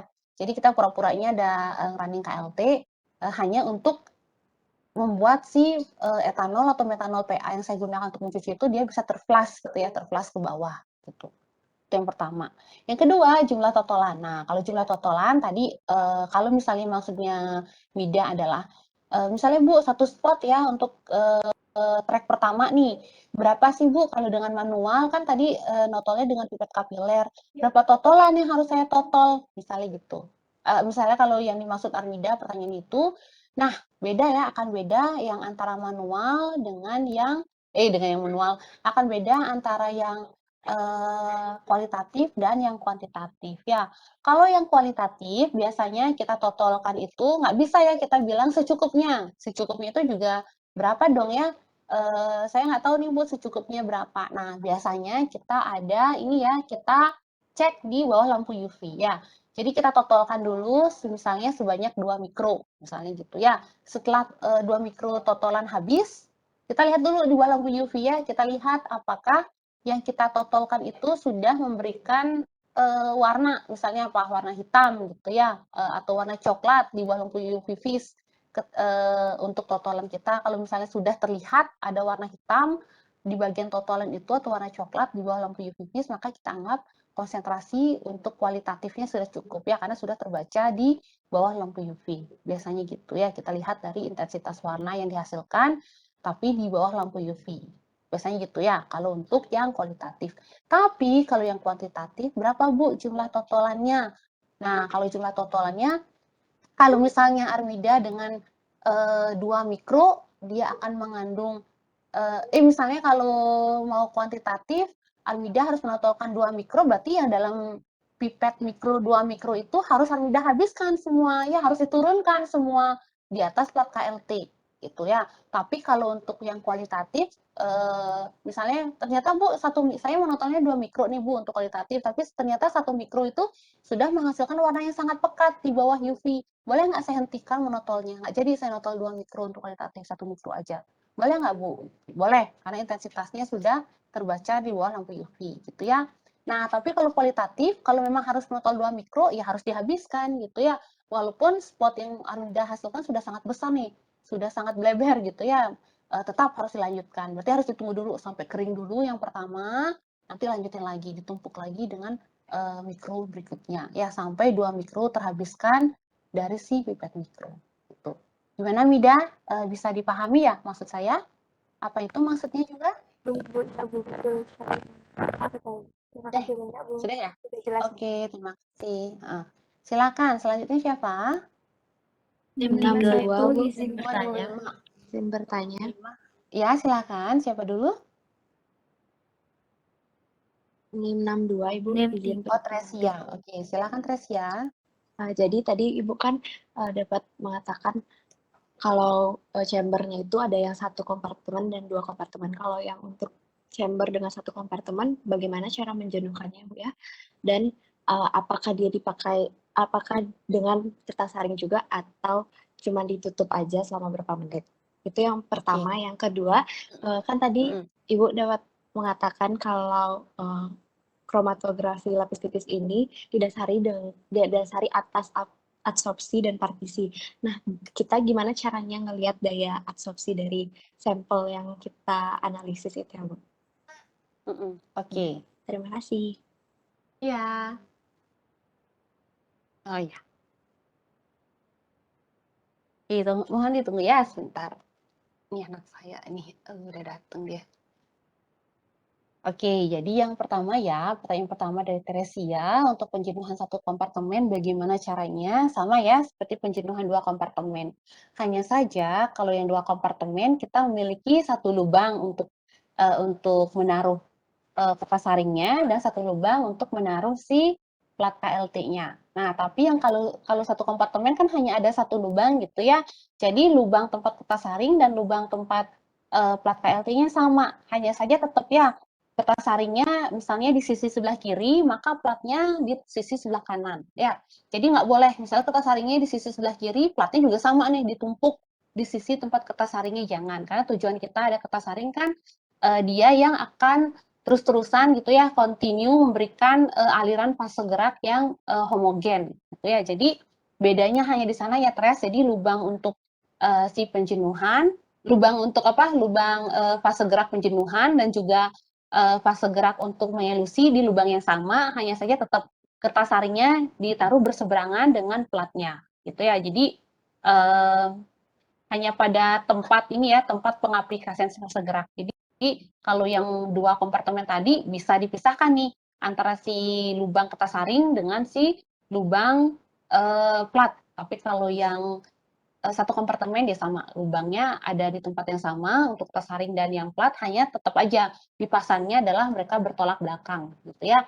Jadi misal sebelah kiri kertas saring, sebelah kanannya adalah si plat. Ya jangan si plat di tempat kertas saring, itu tidak. Oke, yang kedua yang adsorpsinya. Nah, bagaimana cara kan tadi itu saya apa ya prinsipnya adalah adsorpsi dan partisi kan itu ya. Nah, gimana cara kita untuk melihat adsorpsinya? Saya rasa tidak bisa ya kita melihat bagaimana dia adsorpsi satu senyawa di dalam ininya apa namanya di atas plat KLT-nya gitu ya. Kalau secara visual nggak bisa kita lihat, tapi bisa kita prediksi. Prediksinya menggunakan apa? Menggunakan ini ya, menggunakan dari fase geraknya. Nah, kalian lihat tuh kombinasi fase geraknya. Misalnya fase geraknya kombinasinya apa? Kloroform berbanding metanol, 9:1, misalnya gitu. Kalian bisa menghitung indeks polaritasnya berapa. Jadi adsorpsinya ini nanti akan berujung pada kepolaritasannya ataupun afinitasnya. Kalau afinitas bisa dilihat dari sifat fisikokimianya. Tapi apanya? Balik lagi, pasti kepolarannya yang akan dilihat gitu ya, karena KF ini dia lebih cenderung untuk apa ya? Untuk apa namanya? Mengadu gitu ya polaritas antara bagaimana kepolaran si fase diam, bagaimana kepolaran si senyawa, bagaimana kepolaran fase gerak gitu ya. Jadi kalau misalnya fase diam yang kita gunakan polar, misalnya silika gel tadi, senyawa kita cenderung dia polar dan fase geraknya cenderung non polar, maka si senyawa kita akan cenderung teradsorpsi atau cenderung akan menempel di fase diamnya dibandingkan dia akan ikut dengan si fase geraknya. Kenapa? Karena kepolarannya lebih mendekati kepolaran si fase diam dibandingkan dengan kepolaran si fase gerak. Gitu ya. Nah, ini bisa diprediksi nggak, Bu? Kalau nggak bisa dilihat visual, kalau diprediksi bisa ya. Caranya gimana? Dihitung dulu indeks polaritas dari si fase geraknya. Kalau dilihat dari segi fase gerak. Gitu ya. Misalnya tadi, kloroform berbanding metanol 9:1. Itu bisa dihitung indeks polaritas dari campuran kloroform metanol 9:1. Apakah dia semipolar, apakah dia polar, atau dia non-polar. Itu bisa dilihat gitu ya, dibandingkan nanti dengan kepolaritasan senyawa kita. Dibandingkan dengan kepolaritasan dari si fase diam kita. Nanti kita bisa prediksi, oh berarti senyawa kita akan lebih tertambat kemana, akan lebih teradsorpsi kemana, apakah ke si fase diamnya, ataukah lebih ke fase geraknya. Misalnya gitu ya. Nah, ada kasus ya, ada senyawa yang dia cukup polar. Fase geraknya juga polar, cenderung polar gitu ya. Kemudian fase diamnya juga polar. Apa yang terjadi? Yang terjadi adalah mereka ini lajunya sangat lambat ya, laju pemisahannya. Jadi pemisahannya, sekali pemisahan bisa 2,5 jam sampai 3 jam. Padahal kalau normalnya kita paling nggak 15 menit sudah terpisah dengan baik, atau 20 menit sudah terpisah ya, sudah sampai atas fase geraknya. Tapi yang ini sampai dengan hampir 3 jam gitu ya. Jadi sebenarnya bisa kita prediksi di awal sehingga kita bisa menghemat waktu pengelusian seperti itu. Gimana Mida? Apakah sesuai dengan yang Tresia, apakah sesuai dengan yang Tresia maksud? Ibu, terima kasih banyak. Oke, silakan. Selanjutnya ada siapa? Ada Ibu Yayan ya masa. tadi? Iya, Siapa Ibu. dulu? Yayan ya ini ya? Iya, Ibu. Oke, silakan Yayan. Baik, Ibu. Terima kasih kesempatannya. Saya ingin bertanya mengenai analisis kualitatifnya. Baik, jadi kalau misalnya kita menotolkan, misalnya di satu plat itu kita menotolkan ada paracetamol yang kita sebelumnya nggak ketahui gitu, Bu. Sebenarnya tuh ada paracetamol, terus misalnya ada ibuprofen, terus campuran paracetamol dengan ibuprofen, terus ada juga apa dasar standar dari paracetamol dan ibuprofen itu sendiri. Apakah nanti di akhir itu kalau misalnya kita sudah mendapatkan bercak warna dari hasil totolan itu, apakah nanti kita bisa menyimpulkan bahwa misalnya di baku atau di standarnya itu jaraknya berapa senti. Nah, di antara standar dengan di satu larutan yang kita tidak ketahui itu ada yang jaraknya sama, berkas warnanya itu jaraknya sama seperti itu, Bu. Apakah kita bisa menentukan bahwa itu adalah larutan yang sama, maksudnya yang kita tidak ketahui itu adalah sesuai dengan baku atau standarnya seperti itu, Ibu. Apakah dapat ditangkap, Bu? Oke, iya. Oh ya, Oke. baik. Terima kasih, Bu.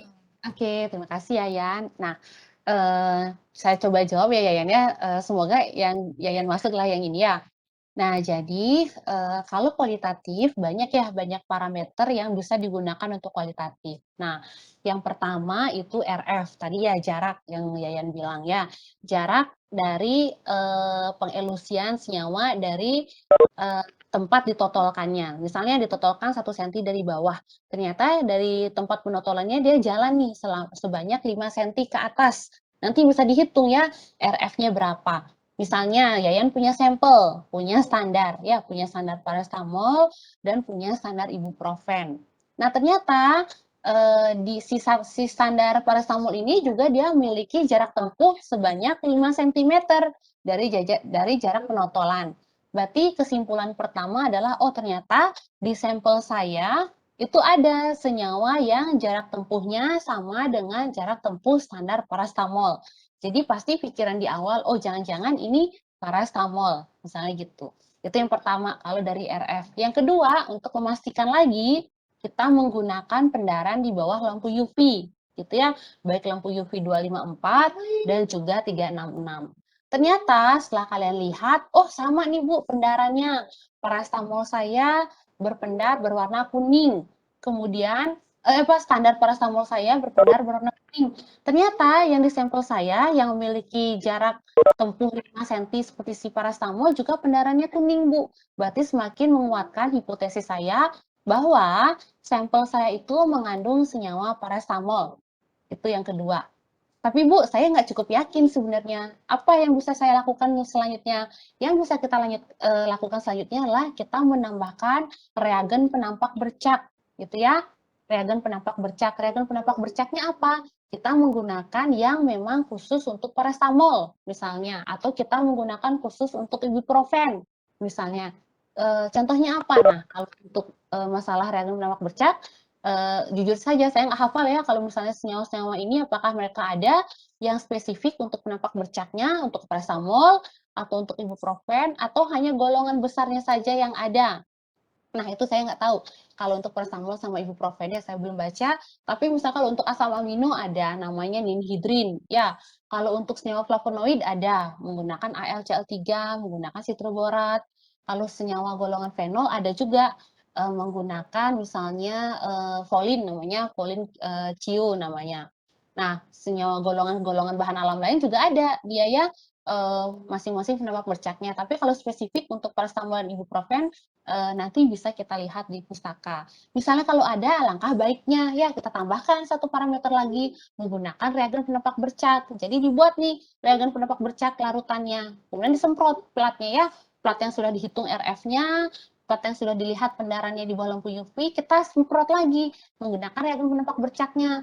Kemudian kita lihat lagi perubahan warna yang terjadi di senyawa-senyawa yang jarak tempuhnya 5 cm gitu ya. Ternyata si standar paracetamol dia memberikan warna pendaran ungu, Bu, setelah ditambahkan reagen penampak bercak. Coba deh saya lihat di sampel saya yang jarak tempuhnya 5 cm tadi, yang jarak tempuhnya sama standar paracetamol, ungu juga enggak? Oh, ternyata ungu juga, Bu. gitu. Nah, jadi semakin menyempitkan dugaan kita gitu ya, bahwa berarti sekarang kita yakin nih, oh 80% nih saya yakin Bu, kalau ternyata sampel saya ini mengandung paracetamol gitu ya, atau minimal mengandung senyawa dengan golongan yang mirip dengan paracetamol, misalnya gitu ya. Ada nggak sih Bu yang lebih spesifik lagi Bu yang bisa menyatakan bahwa benar ini paracetamol? Ada nggak Bu? Ada. Yang terakhir adalah spektrum ya. Nah kalau spektrum ini dia sudah spesifik sekali gitu ya. Misalnya ibaratnya orang nih ya, Armida yang mukanya seperti itu gitu ya. Sedangkan Yayan yang mukanya seperti itu. Jadi begitu ada foto, ada gambarnya Yayan, berarti saya nggak bisa bilang itu Armida ya, karena itu jelas Yayan. Karena Yayan yang punya fitur wajah seperti itu, bukan Armida, misalnya gitu. Nah, spektrum ini kurang lebih seperti itu ya. Jadi fitur spektrum satu senyawa, ya pasti dimiliki oleh senyawa itu aja, nggak mungkin dimiliki oleh senyawa yang lain. Nah, apa yang bisa kita lakukan? Kita scan spektrumnya ya, dengan menggunakan alat scanner tadi, atau si spektrum fotodensitometer tadi ya.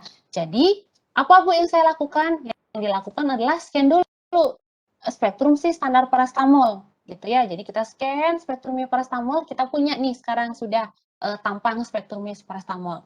Kemudian Yayan scan juga tuh si sampel si sampel yang memberikan spot sama seperti paracetamol, yang memberikan penampak bercak sama seperti si paracetamol tadi.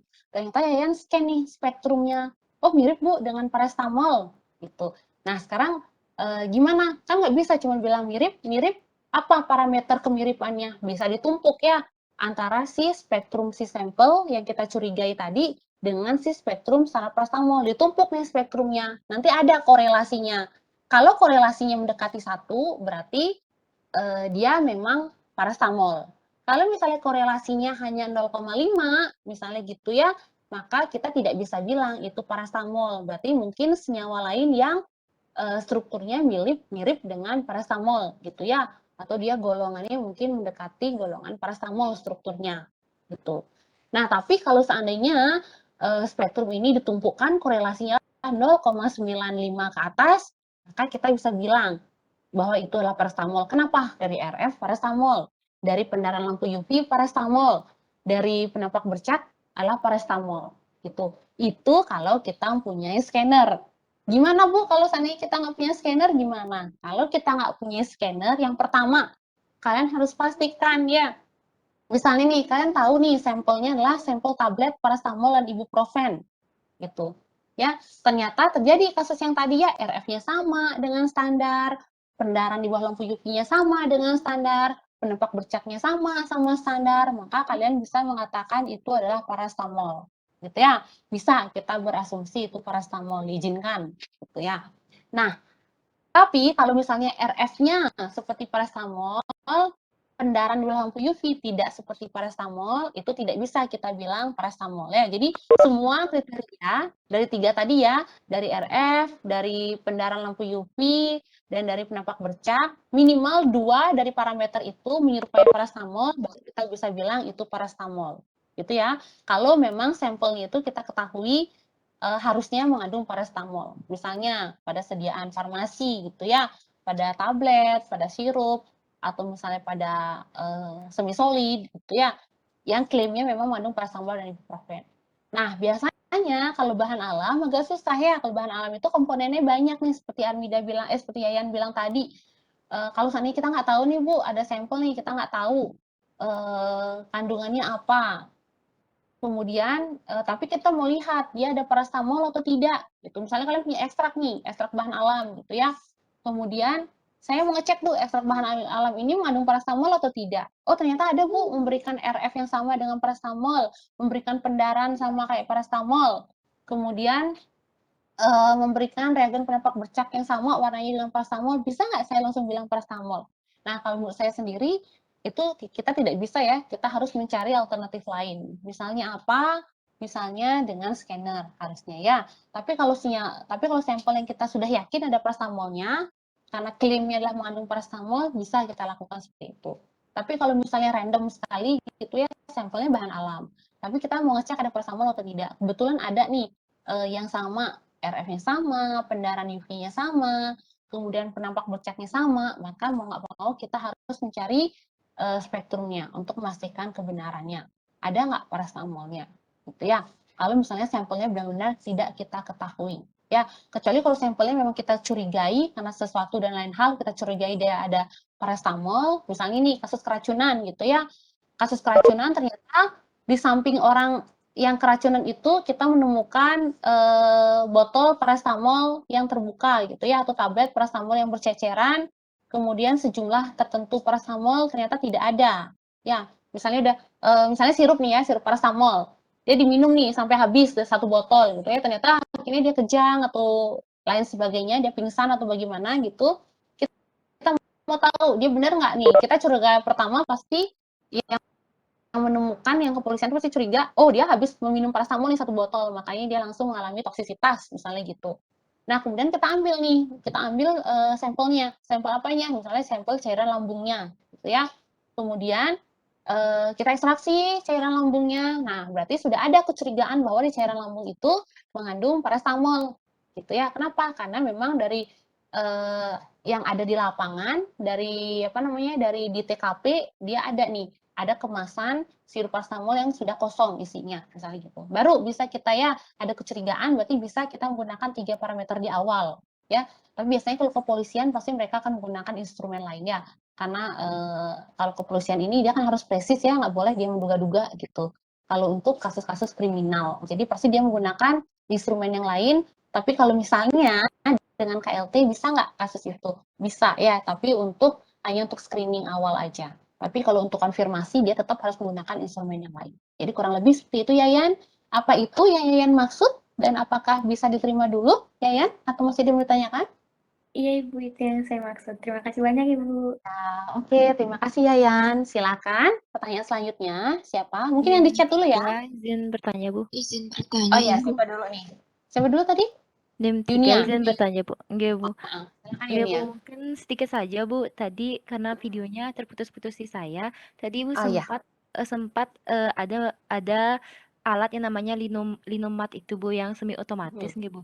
Iya. Ya, itu kan Ibu katakan tadi ada yang setengah manual, ada juga kalau nggak salah yang setengah manual, setengah komputer Ya. seperti itu, Bu. Heeh. Nah, saya masih bingung, Bu, bagian step yang mana yang menggunakan cara manual dan bagian step mana yang computerized seperti itu, Bu. Terima kasih. Ya. Oke, makasih. Tunggu sebentar ya, saya mau nyimpen dulu ya, nyimpen catatan saya tadi yang bertanya. Takutnya nanti kehapus loh. Mohon ditunggu.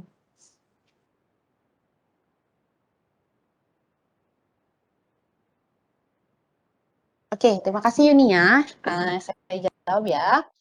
Jadi tadi yang Linomat 5, saya bilang tadi ya, dia tuh dia semi otomatis, setengahnya manual, setengahnya lagi otomatis. Nah, mohon maaf kalau tidak bisa saya praktekkan langsung ya. Kenapa? Karena dia nitrogennya habis, jadi saya nggak bisa noto juga.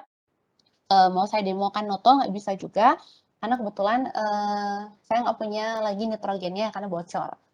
Nah, jadi kalau yang mana sih Bu bagian yang manualnya? Nah, tadi bisa kalian lihat ada sebenarnya situ holder siringnya. Ya, jadi kalau untuk mengambil sampel, siringnya itu sama seperti siring pada TLC sampler 4 ya, pada yang otomatis. Kan tadi ada siringnya yang saya bilang 25 mikro itu. Jadi, di alat Linomat 5 ini pun nanti akan kita masukkan siringnya. Ya, kalau misalnya di TLC sampler yang otomatis, kita hanya tinggal membawa vial yang berisi sampel ya, vial yang tadi yang saya tunjukkan, yang kecil-kecil itu, yang botol kecil itu, kita taruh aja di rak-rak itu ya, di kolom-kolom vialnya, kita taruh, sisanya si alat yang mengerjakan gitu ya, mau mengambil berapa mikro, kemudian dia nyuci sendiri, jadi situ ada aliran metanol yang akan digunakan untuk mencuci si siring. Jadi si siring mengambil sampel yang berbeda, dia otomatis akan mencuci sendiri dengan menggunakan metanol yang sudah kita isi di kompartemen pencuciannya, gitu ya. Jadi kita refill. Kalau habis kita tambahkan, kalau habis kita tambahkan, gitu ya. Jadi kita hanya men-setting di komputer, kita hanya memasukkan sampel kita ke vial-vial, taruh di kolom-kolom raknya, sisanya dia akan mengerjakan, mencuci, mengambil, itu si alat yang akan mengerjakan. Nah, tapi kalau yang pada alat semi otomatis ini, untuk memasukkan sampel dari vial ke siring itu kita.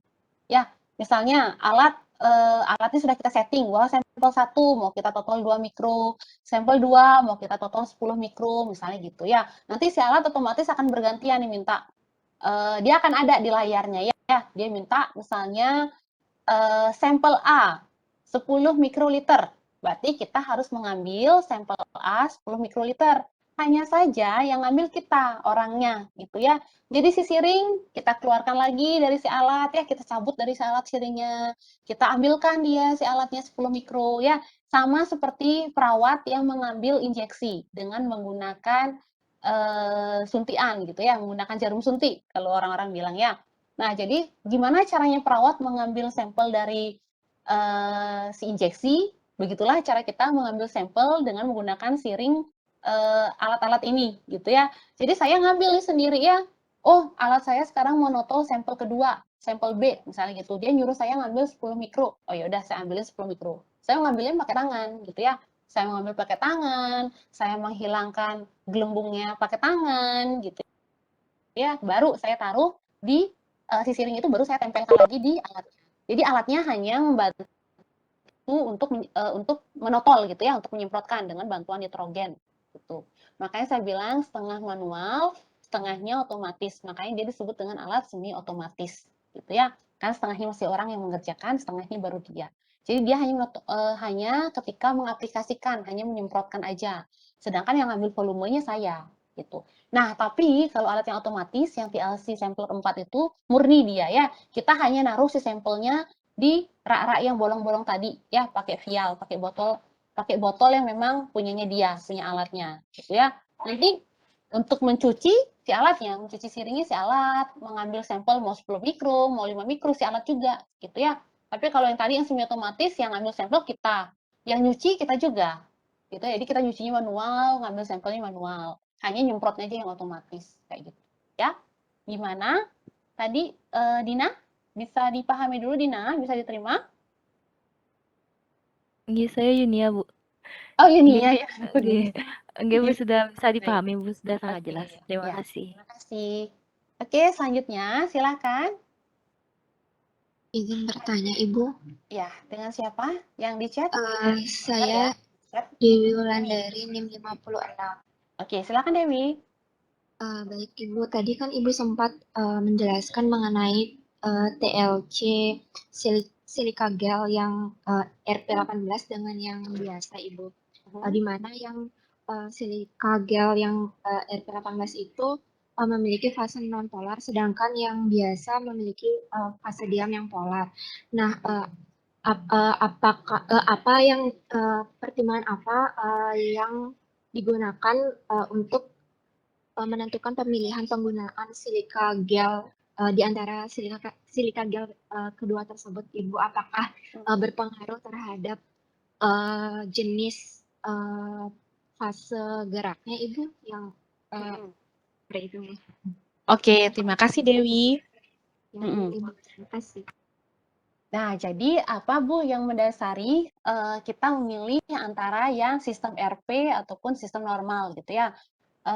Tadi kan saya bilang bahwa plat ini ada 2 jenis ya, ada plat yang normal phase sama yang reverse phase. Nah, sebenarnya istilah reverse phase sama normal phase ini dia berdasarkan sistem kromatografinya. Jadi nanti ada sistem kromatografi RP dan sistem kromatografi normal phase gitu ya. Yang bedakan apa? Pada sistem kromatografi RP, dia platnya menggunakan plat yang non-polar, ya fase diamnya bersifat non-polar. Sementara kalau pada yang normal phase, platnya menggunakan plat yang polar. Nah, contohnya udah tadi ya, yang polar itu ada selulosa, ada paper kromatografi, ada silika gel. Nah, kalau yang non-polar itu biasanya yang paling populer digunakan adalah yang silika gel, tapi dia ada 18-nya ya, jadi RP18. 18 ini menunjukkan adalah karbon ya, C18. Jadi pada si permukaan silika gel itu ditambahkan lagi yang namanya karbon dengan rantai panjang 18. Jadi namanya oktadesil ya. Jadi oktadesil itu berarti 18 ya. Karena okta itu 8, desil itu 10. Ya, di 18. Jadi C-nya 18. Nah, sehingga karena adanya C, ada rantai karbon yang panjang, kalian tahu sendiri ya, semakin panjang rantai karbon, otomatis suatu senyawa akan menjadi nonpolar gitu ya dibandingkan dengan karbonnya yang pendek. Nah, Makanya kenapa sebenarnya penampangnya silika gel, tapi kenapa sih Bu dengan ditambahkan C18 ini malah jadi non polar, padahal silika gel aja kan polar gitu. Nah, karena memang C18 ini kan rantainya sangat panjang ya, dan dia memberikan sumbangsi ke non polaran terhadap si silika gel gitu ya, sehingga akhirnya plat silika gel yang biasa yang awalnya bersifat polar menjadi non polar. Itu asalnya, itu awalnya ya, itu sedikit penjelasannya untuk si RP18, silika gel RP18. Nah, apa Bu dasarnya memilih kapan kita milih yang RP, kapan kita milih yang normal paste? Nah, biasanya kalau untuk yang RP itu lebih cenderung digunakan untuk senyawa-senyawa yang sangat polar gitu ya. Misalnya apa? Saya memisahkan gula. Misalnya saya punya sampel, ternyata sampel saya ini mengandung gula. Nah, alangkah baiknya kalau dari awal saya memutuskan menggunakan yang CRP. Ya, kenapa? Karena kalian tahu sendiri ya, kalau yang plat biasa, yang normal kan tadi platnya adalah polar. Gula saya polar. Ya, akibatnya apa? Akibatnya si gula ini akan cenderung ya, dia nempel dengan si fase diamnya. Akibatnya apa? Akibatnya dia pemisahannya akan lama sekali gitu ya. Seperti tadi yang saya bilang, bisa 3 jam, bisa 2 jam. Untuk ukuran kromatografi lapis tipis itu adalah waktu pemisahan yang sangat lama ya. 2 jam sampai 3 jam gitu, karena saya pernah melakukan hal tersebut. Jadi lama sekali saya menunggu, apalagi kalau misalnya kita mau mengelusi multiple plat gitu ya, banyak ada platnya. Jadi tidak efisien di waktu gitu. Dan hasil pemisahannya pun jadi dia tidak bagus gitu ya. Kenapa? Karena pergerakannya sangat lambat gitu ya. Pergerakan si sampel ini sangat lambat. Nah, yang lebih jeleknya lagi adalah ketika fase gerak sudah mencapai atas, tapi si sampel kita ini masih ngendon aja di bawah gitu ya, masih ibaratnya kayak koala ya. Kalau koala itu anggapnya si sampel kita tuh koala gitu ya, dia nempel aja di pohonnya itu fase diam gitu ya, padahal fase geraknya udah sampai atas nih, berarti kita sudah harus menghentikan si elusinya karena fase gerak udah sampai atas, sudah di batas 1 cm dari atas gitu ya, berarti si plat sudah harus kita ambil, sudah harus selesai kita elusi, tapi si sampelnya masih nempel aja di bawah gitu ya, di kaki. Atau misalnya baru 1/5 dari jarak elusi. Nah, itu otomatis mengindikasikan pemisahan yang tidak baik. Nah, pemisahan yang baik itu adalah pemisahan jika pita yang terbentuk berada di antara rentang RF 0,2 sampai 0,8. Ya, jadi itu juga saya lupa menyampaikan pada kalian. Pemisahan yang baik adalah pemisahan yang akan menghasilkan pita-pita yang berada pada RF 0,2 sampai 0,8. Jadi kalau misalnya pita yang kalian hasilkan dari proses pemisahan itu berada di bawah 0,2, misalnya 0,1, atau misalnya terlalu ke atas 0,9 gitu, itu mengindikasikan bahwa fase gerak kalian masih kurang baik dalam memisahkan. Gitu ya, kenapa? Karena terlalu di bawah dan terlalu di atas itu tidak baik ya. Nggak boleh terlalu di tempat penotolan, tidak boleh juga terlalu dia di front line dari si solvennya. Kurang lebih seperti itu ya. Jadi coba nanti kalau misalnya Dewi ini ya, Dewi sempat cari-cari nanti jurnalnya yang RP, pasti RP itu lebih cenderung digunakan untuk memisahkan senyawa-senyawa yang bersifat polar. Ya, atau misalnya senyawa-senyawa bahan alam. Bahan alam itu banyak dari dia yang polar, biasanya mereka lebih menggunakan RP dibandingkan dengan yang biasa. Ya. Nah, misalnya asam amino juga sama ya. Asam amino ini dia cenderung polar ya, karena dia ini larut dalam air ya, dia polar. Asam amino ini juga kalau saya misahin dengan plat biasa dia lama ya. Lamanya itu hampir 2 jam. Ya, pernah juga yang dia 2 jam lebih. Nah, jadi akhirnya saya ganti ke reverse paste. Jadi prosesnya lebih cepat ya, 30 menit sudah selesai. Tapi ya memang kita harus mencari fase gerak yang sesuai, yang dapat memisahkan dengan baik gitu. Paling gitu sih Wi yang bisa saya sampaikan. Masalah kapan sih Bu pakai RP, kapan pakai normal paste gitu. Bisa diterima dulu Wi? Baik Ibu, bisa. Terima kasih banyak Ibu atas Oke, penjelasannya. terima kasih. Selanjutnya, ada lagi? Atau yang di chat dulu ya? Kita cobain di chat dulu. Di chatnya kayaknya lumayan ada ya. Oke, yang pertama ada Angel ya. Tadi ya Angel udah ya? Oh, udah ya, Angel udah. Kemudian ada Angga ya, Angga Dwi Saputra. Izin bertanya Ibu, untuk jaraknya kita lakukan try and error dan kajian pustaka atau ada pedoman standar untuk jarak penotolan spot Ibu. Terima kasih. Oke. Kalau masalah penotolan spot, sebisa mungkin jangan try by error ya. Jadi kita kalau menggunakan alat yang otomatis ya, jadi kita sudah pernah ya melakukan beberapa penelitian, jarak dari kiri, spot pertama yang mau ditotolkan dari kiri itu lebih baik adalah 2 cm ya, atau 20 mm. Nah, jadi gini deh, saya jelasin dulu ya. Kan tadi plat kan kotak ya, plat bisa kotak, yang 10x10 dia kotak, atau bisa persegi panjang. Kalau yang 20x10 dia persegi panjang. Nah, apa sih yang akan mempengaruhi, ada nggak faktor dari plat ini Bu, yang bisa mempengaruhi proses pemisahan atau proses elusi? Bisa. Yang mempengaruhi itu adalah pinggiran plat ya, pinggiran plat kiri, pinggiran plat kanan, dan pinggiran plat bawah. Jadi semua pinggiran plat yang akan kontak dengan fase gerak itu akan memberikan efek yang besar terhadap hasil pemisahan. Ya, jadi sebisa mungkin pinggiran kiri, pinggiran kanan, dan pinggiran bawah ini dia mulus, gitu ya. Mulus itu dalam artian tidak ada gerigi, ya. Tidak ada gerigi di sisi kiri, tidak ada gerigi di sisi kanan, dan tidak ada gerigi di sisi bawah terutama. Kenapa? Karena sisi bawah ini adalah tempat bergerak utamanya si fase gerak, gitu ya, dari bawah ke atas. Apa akibatnya kalau ada gerigi? Kalau ada gerigi berarti akan mempengaruhi kecepatan laju si fase gerak, gitu ya. Misalnya sebelah kiri nih, sisi sebelah kiri ada gerigi banyak, tapi atau geriginya besar gitu ya, tapi sisi sebelah kanan mulus. Akibatnya apa? Akibatnya larinya fase gerak itu sebelah sisi kanan akan lebih cepat dibandingkan dengan larinya fase gerak di sebelah kiri karena ada gerigi gitu ya. Ibaratnya kalau kalian naik sepeda motor deh, kalau di jalan yang mulus gitu pasti kalian lempeng aja jalannya. Tapi kalau yang jalan berbatu kalian pasti pelan-pelan gitu ya. Kemudian agak bengkak-bengkok sendiri sedikit arah jalan kalian misalnya gitu. Akibatnya apa? Akibatnya kenaikan fase gerak nggak akan sama gitu ya. Jadi harusnya kan fase gerak itu dia jalannya inline gitu ya, berkas basah di platnya itu dia akan lurus. Tapi ini bisa jadinya kayak alis ya, satunya naik, satunya turun. Atau misalnya kayak smile ya, kayak emoticon smile itu. Satunya melengkung ke atas, satunya melengkung ke bawah, satunya masih di bawah, kayak gitu ya. Jadi itu akibatnya pengaruh dari pinggiran plat, baik pinggiran kiri, pinggiran kanan, atau pinggiran bawah. Nah, kemudian dari penelitian kita, dari optimasi yang pernah kita lakukan di lab, ternyata penotolan sampel 1 cm dari kiri atau 2 cm dari kiri itu akan lebih bagus hasilnya jika penotolan sampel dilakukan pertama kali adalah 2 cm dari sisi kiri dan terakhir adalah 2 cm dari sisi kanan. Ya, jadi diberikan jarak kosong gitu ya platnya, sebelah kiri plat jangan ditotolin dulu nih. Tapi 2 cm dari sisi kiri atau sisi kanan plat baru diberikan totolan. Gitu ya.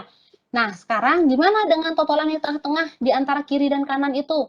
Yang di tengah-tengah ini jaraknya gimana, Bu? Nah, jaraknya tergantung ya. Tergantung tadi besarnya totolan. Misalnya kalau totolan yang bulat-bulat yang manual tadi yang saya perlihatkan kepada kalian, kalau misalnya totolan pertama sudah tahu besar, maka totolan kedua dijarakkan. Ya, totolan ketiga juga lebih dijarakkan. Jarakkan berapa? Misalnya 1 cm, 1,5 cm gitu ya. Atau misalnya kalau platnya ada lebih, maka dijarakkan 2 cm, 2 cm misalnya gitu ya. Tapi kalau dengan menggunakan alat otomatis, nah biasanya dia lebih cenderung lebih rapi. Kenapa? Karena dia sudah ada ini juga ya, sudah ada udaranya. Jadi begitu ditotolkan kering, begitu ditotolkan kering. Tapi kalau kalian totol manual, kalian ngering itu lama ya, diangin-anginkan, kalian kipas-kipas gitu ya.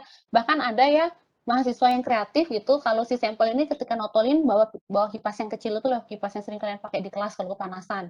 Itu dipakai ngipasin gitu ya. Atau ada juga yang menggunakan hair dryer untuk mengeringkan. Supaya kenapa? Supaya spotnya nggak bleber gitu ya. Ketika selesai ditotolkan langsung dikipaskan. Totolin satu lagi dikipaskan gitu ya. Nah, tapi kalau alat nggak perlu kalian membawa kipasnya karena mereka mempunyai sistem pengaliran udara sendiri. Jadi begitu notolin pasti langsung kering. Ya, karena tadi ada udara yang dialirkan oleh kompresor atau udara yang dialirkan oleh gas nitrogen tadi, yang berupa gas nitrogen. Jadi langsung ditotolkan langsung kering. Jadi jaraknya kalau untuk yang otomatis dia jaraknya 1 cm pun itu cukup bagus, gitu ya.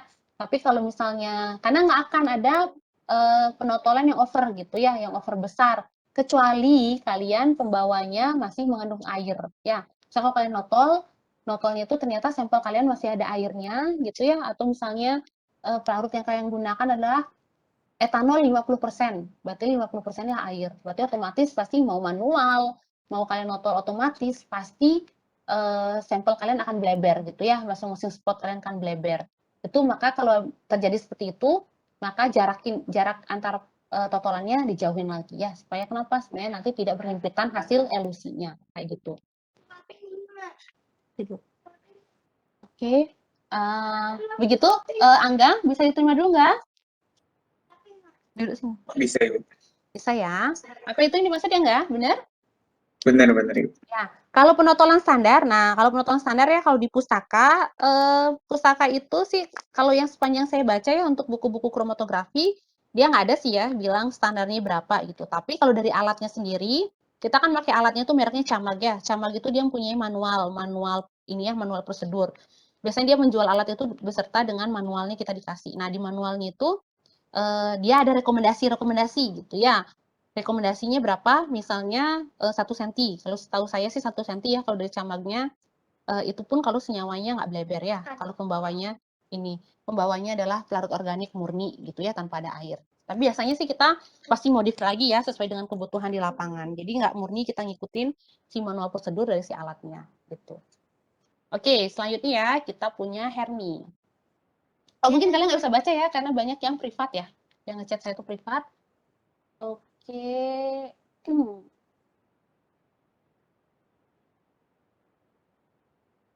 Bentar ya. Berikutnya di Hermi bertanya, Bu, tadi Ibu bilang bahwa kertas saring di chamber tidak boleh berhimpit dengan tepi chamber. Itu karena apa? Oke. Nah, kenapa kertas saring ataupun si plat ya, tadi ya kertas saring tidak boleh berhimpit dengan tepi chamber. Kenapa? Karena untuk untuk membiarkan si fase gerak itu mengalir dengan bebas gitu ya. Kalau berhimpit berarti akan terhalang aliran fase gerak itu ke atas, terutama tepi kiri dan kanan ya. Kalau tepi atas itu supaya kita mudah menutup ya. Kenapa nggak boleh sampai atas banget si kertas saringnya, supaya kita memberikan space bisa menutup. Ya, kalau misalnya si kertas saring itu menghalangi menutup, takutnya nanti ada celah ya antara tutup dengan si chamber. Takutnya nanti uapnya dia keluar karena adanya bolong gitu ya. Nah, kalau kiri kanan itu hanya demi lebih untuk ini ya, untuk memungkinkan si fase gerak mengalir dengan bebas ke atas. Kalau misalnya dia nempel kiri kanan, itu akan terhambat karena apa ya, nggak ada celah gitu ya bagi si fase gerak untuk mengalir ke atas. Paling gitu ya. Itu sih Hermi ya, sama halnya dengan si plat. Plat juga nggak boleh menyentuh kiri kanan. Kenapa? Takutnya di tepi yang kosong yang tidak berhimpit dia alirannya lancar. Di tepi yang berhimpit dengan chamber dia tidak ada aliran. Jadi ya akhirnya apa? Elusinya akan tinggi sebelah, rendah sebelah gitu ya. Nggak mau dia inline gerakan si fase geraknya. Paling gitu. Bisa Hermi? Bisa diterima dulu Hermi?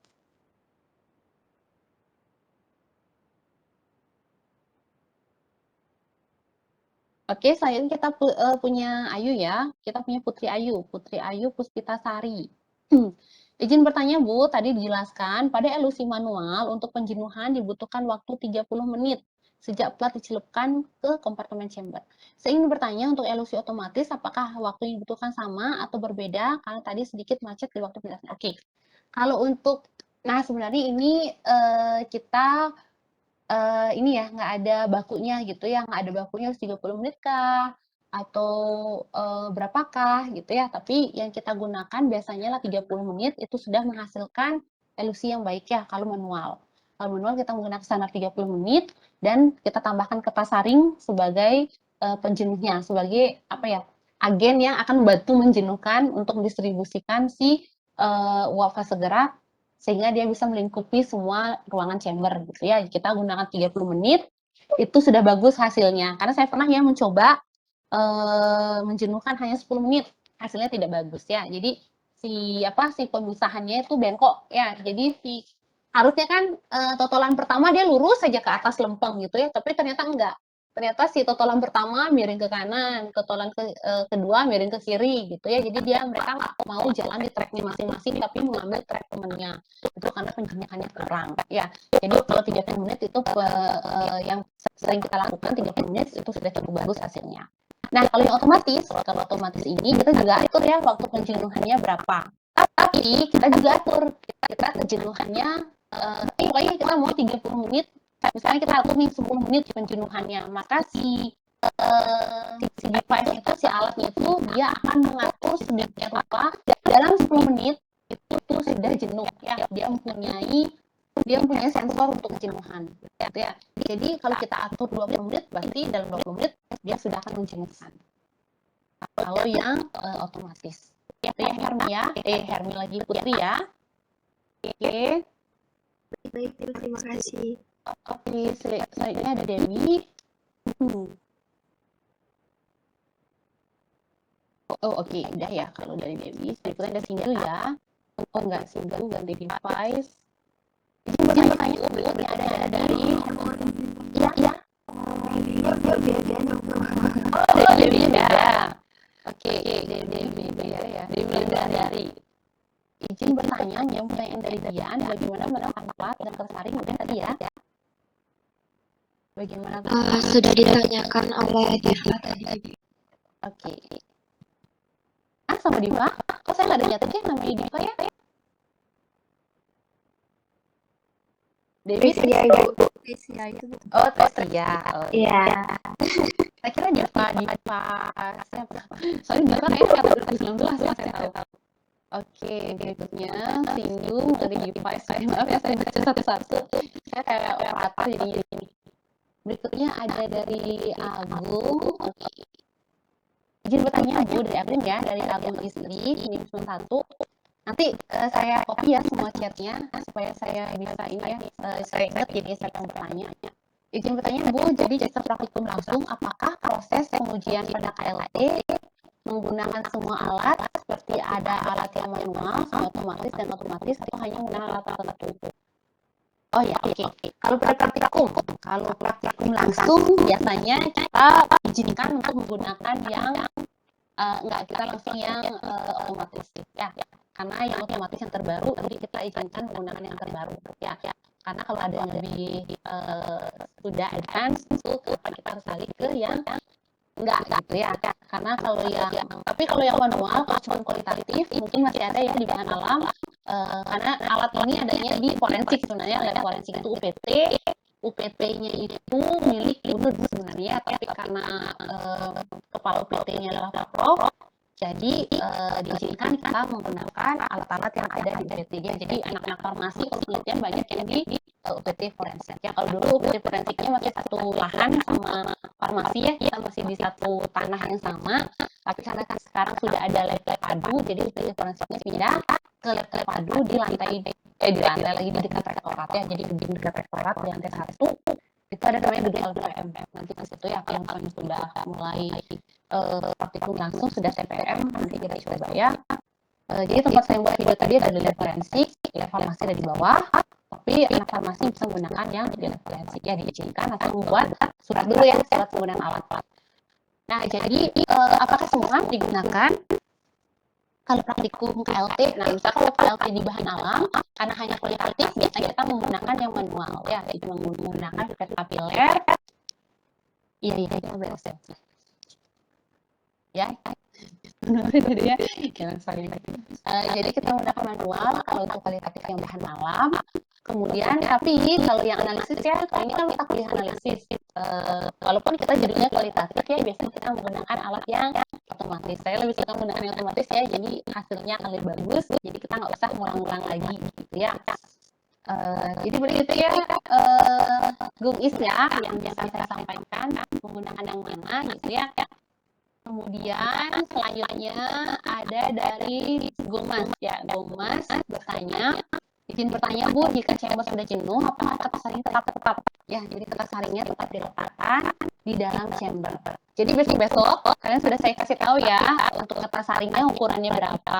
Jadi besok kalau kalian penelitian atau kalian praktikum nggak ada lagi ya yang kertas saringnya cuma kecil gitu ya. Kalau chambernya ukuran 20 kali 10, kertas saringnya jangan ukurannya hanya 4 kali 10 ya, tapi digunakan juga minimal 18 kali 10 lah ukurannya gitu ya. 18 kali 9. Jangan menggunakan yang kecil gitu ya. Karena cuma juga kalian menjenuhkan chambernya besar nih 20 kali 10. Tapi kalian menggunakan kertas saringnya cuma yang panjang, yang lebarnya cuma 5 cm. Cuma juga nggak akan jenuh ya. Jenuhnya akan di bagian kertas saring itu aja, nggak seukuran chamber ya. Karena kita kan tujuan menjenuhkannya lah untuk meratakan, untuk menghomogenkan uap larut ke sekeliling chamber ya. Yang satu chambernya besar tapi kertas saringnya kecil. Jadi banyak yang jadi seperti itu ya. Anak-anak melakukan hal itu. Kemudian kertas saringnya tetap diletakkan di dalam chamber, jangan diangkat. Ya, kenapa? Karena kita mau kejenuhan itu bertahan sampai selesai elusi. Kalau misalnya kertas saringnya diangkat, bahkan ketika kita membuka tutup chamber ya, kita jenuh ini. Kita buka tutup chamber sekarang, memasukkan plat, gitu ya. Nah, itu kejenuhannya sudah berkurang ya. Kenapa? Karena uap fase geraknya sudah ada yang keluar dari sistem chamber, sehingga ketika kita buka chamber, bukanya jangan lebar-lebar ya, bukanya sepenuh hati gitu, jangan ya. Bukanya langsung jreng gitu ya, dibuka banyak, jangan, dibuka sedikit mungkin hanya untuk menengok bisa memasukkan si plat gitu ya. Jangan bukanya lebar-lebar seperti kalian membuka tudung saji makanan, jangan ya, tapi bukanya sedikit aja hanya pada tempat memasukkan plat saja gitu ya. Jadi si kertas saring tetap didiamkan. Oke, selanjutnya ada dari Bung Ari ya. Bung Ari bertanya, mohon izin bertanya Bu, tadi pada video kan dijelaskan kalau menggunakan plat TLC biasanya rawan beko ya, kalau TLC aluminium ya. Tapi semisal di lab hanya ada plat yang itu, apakah hasil yang didapatkan nanti dapat tersebut tidak akurat dan harus menggunakan plat yang lebih bagus? Oh tidak ya. Nah jadi malah kita biasanya menggunakan TLC aluminium ya, kita menggunakan yang terjangkau. Kita menggunakan TLC aluminium sheet. Jadi TLC itu ada banyak ya, ada TLC aluminium sheet, ada TLC glass sheet atau kaca penampangnya, dan juga ada TLC yang penampangnya plastik. Yang kita gunakan yang mana? Yang TLC aluminium ya. Jadi dia nih ada di tengah-tengah gitu ya. Jadi sebenarnya kalau keasaman, kebasahan suatu fase gerak itu tidak terlalu asam gitu ya. Misalnya biasanya kalau fase gerak itu dia menggunakan asam tuh basa sedikit ya. Paling dari 20 mili fase gerak ditambahkan asam biasanya 0,1 mili misalnya gitu ya. Kenapa? Karena asam dan basa hanya digunakan untuk pengkondisian ya, untuk membuat fase geraknya menjadi bersifat asam atau untuk membuat fase geraknya bersifat basa. Biasanya digunakan sedikit ya. Kalau basa biasanya digunakan amonia atau basa digunakan dietilamin biasanya ya, untuk mengkondisikan asam atau basa. Jadi nggak begitu banyak, jadi tidak akan begitu korosif sebenarnya terhadap si aluminium sheet.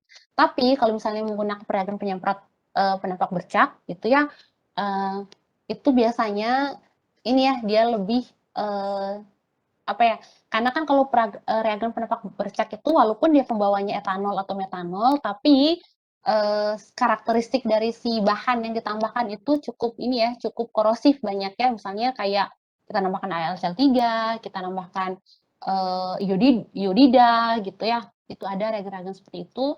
Nah, dia lebih tidak tahan terhadap itu. Tapi itu setelah penyimpanan yang cukup lama gitu ya. Tapi kalau misalnya kita kerjakan sekarang, kita ukur sekarang nggak jadi masalah ya. Kalau kita kerjakan sekarang terus kita diamkan platnya lama, nah itu jadi masalah ya. Dia akan sedikit demi sedikit keropos aluminiumnya, tapi nggak masalah ya. Dan bahkan yang TLC aluminium sheet yang paling sering kita gunakan ya, paling mungkin sekitar 95% kita gunakan untuk itu. Jarang kita menggunakan yang kaca ya. Kalau tingkat untuk praktikum kita nggak menggunakan kaca sama sekali karena harganya benar-benar tidak affordable ya untuk praktikum gitu. Kecuali memang kalau untuk penelitian, kalau memang harus menggunakan yang kaca atau memang tersedianya hanya kaca, misalnya HP TLC jenis apa, adanya hanya dalam gelas aja, baru kita menggunakan yang kaca ya. Di lab pun tadi yang saya tunjukkan itu adalah yang TLC, plat TLC yang kaca itu untuk penelitian, bukan untuk praktikum ya. Jadi ada yang meneliti dulu, mungkin ada proyek kah, ada mahasiswa S2 atau S3 yang pakai kaca, baru pakai kaca ya. Kalau saya dulu yang S1 sempat pakai kaca, tapi mostly pakai yang aluminium sheet. Itu nggak jadi masalah ya. Hanya saja kalau yang aluminium sheet, walaupun dia tidak sekorosif yang saya sampaikan tadi ya, dia bisa korosif tapi tidak sekorosif itu ya. Mungkin penyimpanan lama baru dia mulai menunjukkan tanda-tanda korosif ya, karena sudah sempat kontak dengan asam turbasa atau dengan penampak bercak, baru dia korosif ya setelah penyimpanan misalnya 2 minggu, 3 minggu gitu ya. Jadi kita nggak bisa ngecek lagi, nggak bisa ngecek ulang lagi gitu ya, karena sudah rada-rada kropos. Nah, tapi yang lebih urgent lagi kalau yang TLC aluminium sheet itu adalah ketika kita mengeringkan, ya. Misalnya sebelum KLT kita cuci dulu nih platnya, terus kita keringkan di oven. Nah, itu. Ketika dikeringkan di oven atau dipanaskan, si plat KLT ini dia akan bengkok ya karena di aluminium sheet ya gampang lah untuk melengkung karena kena panas. Tapi itu bisa diakali ya, diakali dengan apa? Diakali dengan ujung-ujungnya kita jepit. Ya, ketika kita memanaskan ujung-ujung plat KLT ini kita jepit. Biasanya dengan apa? Biasanya kakak kelas kalian menjepitnya dengan menggunakan penggaris. Hanya di ujung-ujungnya ya. Ujung-ujungnya sedikit aja, jangan kena permukaan putihnya. Gitu ya. Jadi jepit, kalau sudah jepit mau dipanasin juga nggak akan melengkung. Gitu ya. Jadi memang kita harus ekstra lebih memodif gitu ya prosedur kerja kita supaya dia tidak melengkung. Paling itu. Kemudian untuk hasilnya tetap akurat ya, mau pakai TLC aluminium, mau pakai yang si glass nggak jadi masalah ya, asal metodenya sudah kita validasi. Dengan metode yang validasi, maka dari sana kita bisa menilai hasil kita akurat atau tidak. Oke, selanjutnya kita punya Diah ya, Diah Ayu. Dia bertanya, untuk plat kaca, apakah pembuatan garis batasnya bisa tetap menggunakan pensil? Bisa ya. Kalau misalnya kalian mengelusi dengan manual, kalau misalnya kalian menotol dengan manual, bisa. Mau plat apapun, kalau judulnya kalian sudah menotol dengan manual, ya mau nggak mau kalian harus memberikan marka-marka menggunakan pensil. Ya. Oh, karena biasanya kalau pensil digoreskan ke kaca yang terbentuk garisnya tipis. Oh enggak Kak, enggak ya. Kaca itu adalah di bagian punggungnya. Depannya tetap berupa silika. Gitu ya. Jadi kalau plat kaca itu bukan platnya yang terbuat dari kaca, tapi hanya tempat menempelnya si silika yang terbuat dari kaca. Gitu ya. Jadi sama aja. Misalnya nih kalian ada tepung ya, kalian tepung yang sudah kalian tambahkan air gitu ya. Sekarang kalian oleskan tepung itu di atas kaca atau kalian oleskan tepung itu di atas plat aluminium, lembaran aluminium. Jadi hasilnya lah sama-sama permukaan tepung, hanya saja punggungnya yang berbeda gitu ya. Jadi walaupun dia kaca, walaupun dia aluminium, ketika kalian menggunakan pensil hasilnya akan sama, nggak mempengaruhi si punggungnya, hanya di bagian permukaan saja yang akan terkena pensil ya, tapi punggungnya nggak akan kena marka dari si pensil. Oke, berikutnya ada kalau yang sudah cukup dengan jawabannya bisa di-chat lagi ya, kalau yang bisa on mic. Oke, selanjutnya ada Dayuyatnya.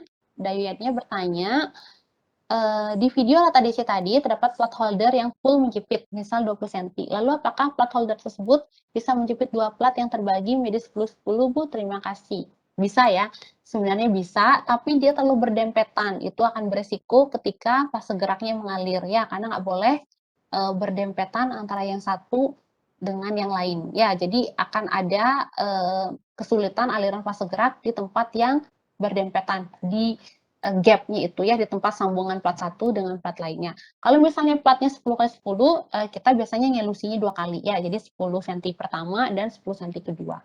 Jadi nggak kita gabung sekaligus.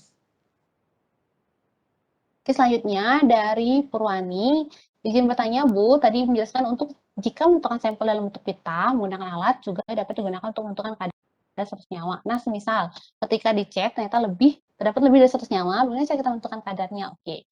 Nah, untuk KLT ini adalah metode pemisahan ya. Jadi mau ada 2 senyawa, ada 3 senyawa, kita harus mencari fase gerak yang bisa memisahkan antara senyawa satu dengan senyawa yang lain. Misalnya kalian praktikumnya apa? Ibuprofen dan paracetamol gitu ya. Maka kalian harus mencari fase gerak yang dapat memisahkan si ibuprofen dan parastamol dengan menggunakan KLT. Nanti hasilnya pita 1 adalah ibuprofen, pita 2 adalah parastamol. Ya, itu adalah tujuan dari si kromatografi lapis tipis. Dia memisahkan komponen campuran menjadi senyawa-senyawa yang terkandung di dalamnya. Ya, itu fungsinya si KLT sama seperti si HPLC, sama seperti si GC. Kalau spektro tidak. Spektro itu dia tidak memisahkan. Spektro itu hanya untuk mengidentifikasi ataupun untuk mengkuantifikasi. Ya, kalau spektrofotometer. Kalau KLT dia bisa memisahkan. Kalau spektro enggak. Spektro tidak akan memilih mana senyawa A, mana senyawa B. Tapi kalau KLT bisa. Tadi ya, jadi sesuai dengan kepolaan